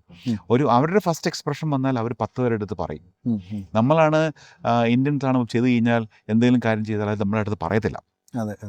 ഇവർ നല്ലതാണെങ്കിൽ നല്ലതെന്ന് 10 പേരെടുത്ത് വരും. ആ 10 പേരിൽ 4 പേര് നമ്മുടെ അടുത്തേക്ക് വീണ്ടും വരികയും ചെയ്യും. അപ്പോൾ അങ്ങനെ എനിക്ക് നല്ലൊരു സപ്പോർട്ട് നമ്മുടെ വൈറ്റ് കൊക്കേഷൻ കമ്മ്യൂണിറ്റിയിൽ നിന്ന് എനിക്ക് കിട്ടിയിട്ടുണ്ട്, എസ്പെഷ്യലി ഫോർ എസ്തെറ്റിക്സ്. അങ്ങനെ റെഫറൽസ് വഴി ഒത്തിരി ക്ലയൻസ് നമുക്ക് കിട്ടിയിട്ടുണ്ട്. ആ ക്ലയൻസ് റിറ്റെയിൻ ചെയ്യാൻ പറ്റിയിട്ടുണ്ട്. പിന്നെ ട്രെയിനിങ് പ്ലാറ്റ്ഫോം എന്ന് പറയുമ്പോഴത്തേക്കും നമുക്ക് അതൊരു വൈറ്റ് ഡോമിനൻറ്റ് ഏരിയയാണ്. ഇവിടുത്തെ ബിസിനസ്സുകൾ വരുമ്പോഴത്തേക്കും അതിനൊരു ഒരു അക്സെപ്റ്റൻസിൻ്റെ പ്രശ്നം എനിക്ക് വന്നിട്ടില്ല. നമ്മുടെ പ്രൊഡക്റ്റ് ചെയ്യുന്നു, ഞാൻ നമ്മുടെ സിസ്റ്റത്തിൻ്റെ ഡെമോൺസ്ട്രേഷൻ ചെയ്യുന്നത് ഞാൻ തന്നെയാണ്, വേറെ ആരും ചെയ്യുന്നില്ല. എല്ലാ ഡെമോയും ഞാൻ തന്നെ ചെയ്യാറുള്ളത്, എല്ലാ ബിസിനസ് മീറ്റിങ്ങിനും ഞാൻ തന്നെ പോകാറുള്ളത്, ഇപ്പോൾ ഓൾ ഇൻ വൺ എന്നുള്ള രീതിയിൽ ഞാൻ തന്നെ മൊത്തം ചെയ്യാറുള്ളത്. എനിക്കിതൊരിടത്ത് ഒരു അക്സെപ്റ്റൻസിൻ്റെ പ്രശ്നമായിട്ട് എനിക്ക് ഒരിടത്തും തോന്നിയിട്ടില്ല. പിന്നെ ആകെ ഒരു പ്രശ്നം വെച്ചാൽ ആദ്യത്തെ ഏത് ബിസിനസ്സിൻ്റെ പ്രശ്നം വരുന്ന പോലെ ഗെറ്റിംഗ് ഇൻ ടു ദ ഡോറാണ് ഏറ്റവും പ്രശ്നം. പക്ഷെ അതിന് നമുക്ക് നല്ലൊരു ഒരു എസ്റ്റാബ്ലിഷ്ഡ് ആയിട്ടുള്ളൊരു ക്ലയൻ്റ് ഉണ്ട്, ആ ക്ലയൻറ്റ് റെഫറൽ തന്നാൽ അതായിരിക്കും ഏറ്റവും നല്ലത്. ഗെറ്റിംഗ് ഇൻ ടു ദ ഡോറാണ് എനിക്ക് ഏറ്റവും പ്രശ്നമായിട്ട് എന്നും തോന്നിയിട്ടുള്ളത്. അതിപ്പോഴും ഒരു പ്രശ്നം തന്നെയാണ്. അവരുമായിട്ടുള്ള ആദ്യത്തെ ഒരു ഫസ്റ്റ് അക്വൈൻറ്റൻസ് ഉണ്ടാക്കിയെടുക്കുക എന്നുള്ളത്. ആ ഫസ്റ്റ് അക്വൈൻറ്റൻസ് ഉണ്ടാക്കി കഴിഞ്ഞാൽ പിന്നെ അവർ നമ്മുടെ പ്രൊഡക്റ്റ് നല്ലതാണെങ്കിൽ അവർ നോക്കും. അവർ ദേ ഡോണ്ട് കെയർ വെദർ നമ്മൾ ഏഷ്യനാണോ ഇന്ത്യനാണോ ആഫ്രിക്കനാണോ ആര് പ്രൊഡക്റ്റ് ചെയ്യുന്നു എന്നുള്ള അവർക്ക് അറിയത്തില്ല. അവർക്ക് കിട്ടുന്ന ക്വാളിറ്റി പ്രൊഡക്റ്റ് ആണോ, അവർക്ക് അവരുടെ നീഡ്സ് മീറ്റ് ചെയ്യുന്നുണ്ടോ, അവർക്ക് ഏറ്റവും കുറച്ച് തലവേദനയാണ് അതുകൊണ്ട് ഉണ്ടാകുന്നത്, അവർക്കത് മതി. അല്ലാതെ അവർ ഹാപ്പിയാണ്. പിന്നെ അല്ലാതെ ഇവർക്ക് ചെറിയ ചെറിയ കാര്യങ്ങൾക്ക് കുറ്റം പറഞ്ഞുകൊണ്ടൊന്നും ആരും വിളിക്കുകയോ കോൺടാക്ട് ചെയ്യുകയും ചെയ്യാറില്ല. നമ്മൾ കൊടുക്കുന്ന പ്രൊഡക്റ്റ് നല്ലതാണ്, അതവരുടെ മീറ്റ്സ് റിക്വയർമെൻറ്റ് ചെയ്യുന്നുണ്ടോ, അവർ ഹാപ്പിയാണ്. പിന്നെ ഈ ബിസിനസ്സിലേക്ക് ഇറങ്ങാൻ താല്പര്യമുള്ള എടുത്ത് പറയുന്നത്, ഞാൻ ഏറ്റവും പറയുന്നത് ആദ്യം പറഞ്ഞ പോലെ ഒരിക്കലും ഏഷ്യൻ അല്ലെങ്കിൽ ഒരു മിനിറ്റ് അവിടെ ഒരു ഇത് വന്നിരിക്കുന്നു. ബിസിനസ്സിലേക്ക് ഇറങ്ങാൻ താല്പര്യമുള്ള നമ്മുടെ ആൾക്കാർക്ക് എനിക്ക് പറയാനുള്ളത്, ഒരിക്കലും ഏഷ്യൻ അല്ലെങ്കിൽ മലയാളി ഫോക്കസ് ചെയ്തുകൊണ്ട് ഒരിക്കലും ബിസിനസ്സിലേക്ക് ഇറങ്ങരുത്. ആ ഒരു ബിസിനസ് ഒരിക്കലും വിജയിക്കത്തില്ല. ഒരിക്കലും അങ്ങനെ ഒരു കസ്റ്റമർ ബേസ് നോക്കി മാത്രം ചെയ്യരുത്. എപ്പോഴും ഒരു വൈഡർ മാർക്കറ്റിലേക്ക് മാത്രമേ ഫോക്കസ് ചെയ്യാവുള്ളൂ. ഒരു സ്മോൾ മൈനോറിറ്റി മാത്രം ഫോക്കസ് ചെയ്ത് ബിസിനസ് ചെയ്താൽ നമുക്ക് ആ ഒരു ചെറിയ വൈഡർ റേഞ്ച് കിട്ടത്തുള്ളൂ. ഇത് ചെയ്യുമ്പോൾ വൈഡറായിട്ട് ചെയ്ത് കഴിഞ്ഞാൽ കൂടുതൽ കവറേജ് നമുക്ക് കിട്ടും. പക്ഷേ നമ്മുടെ ഓരോ പ്രൊഡക്റ്റ് അനുസരിച്ചിരിക്കും കേട്ടോ, കൊടുക്കുന്ന പ്രൊഡക്റ്റ് അനുസരിച്ചിരിക്കും. പിന്നെ ഒന്നും തടസ്സമല്ല, ശ്രമിച്ചു നോക്കുക. പറ്റിയില്ലെങ്കിൽ അടുത്ത മാർഗം മാറ്റി പിടിക്കുക. നമ്മുടെ മാർക്കറ്റിംഗ് സ്ട്രാറ്റജി ഒരു കാര്യം വർക്ക് ചെയ്യുന്നില്ലെങ്കിൽ അടുത്ത കാര്യം നോക്കുക. അങ്ങനെ ട്രയൽ ആൻഡ് എറർ ആയിരിക്കും. ഒരു സ്ട്രാറ്റജി വർക്ക് ചെയ്യില്ല, അടുത്ത സ്ട്രാറ്റജി വർക്ക് ചെയ്യുക. എന്തായാലും 3-4 പ്രാവശ്യം ചെയ്യുമ്പോഴത്തേക്കും എവിടെയെങ്കിലും വർക്ക് ചെയ്യും. ഒരിക്കലും ഡോണ്ട് ഗെറ്റ് ഡിസ്ഹാർട്ടൻഡ്, അതേ ഞാൻ പറയുന്നുള്ളൂ.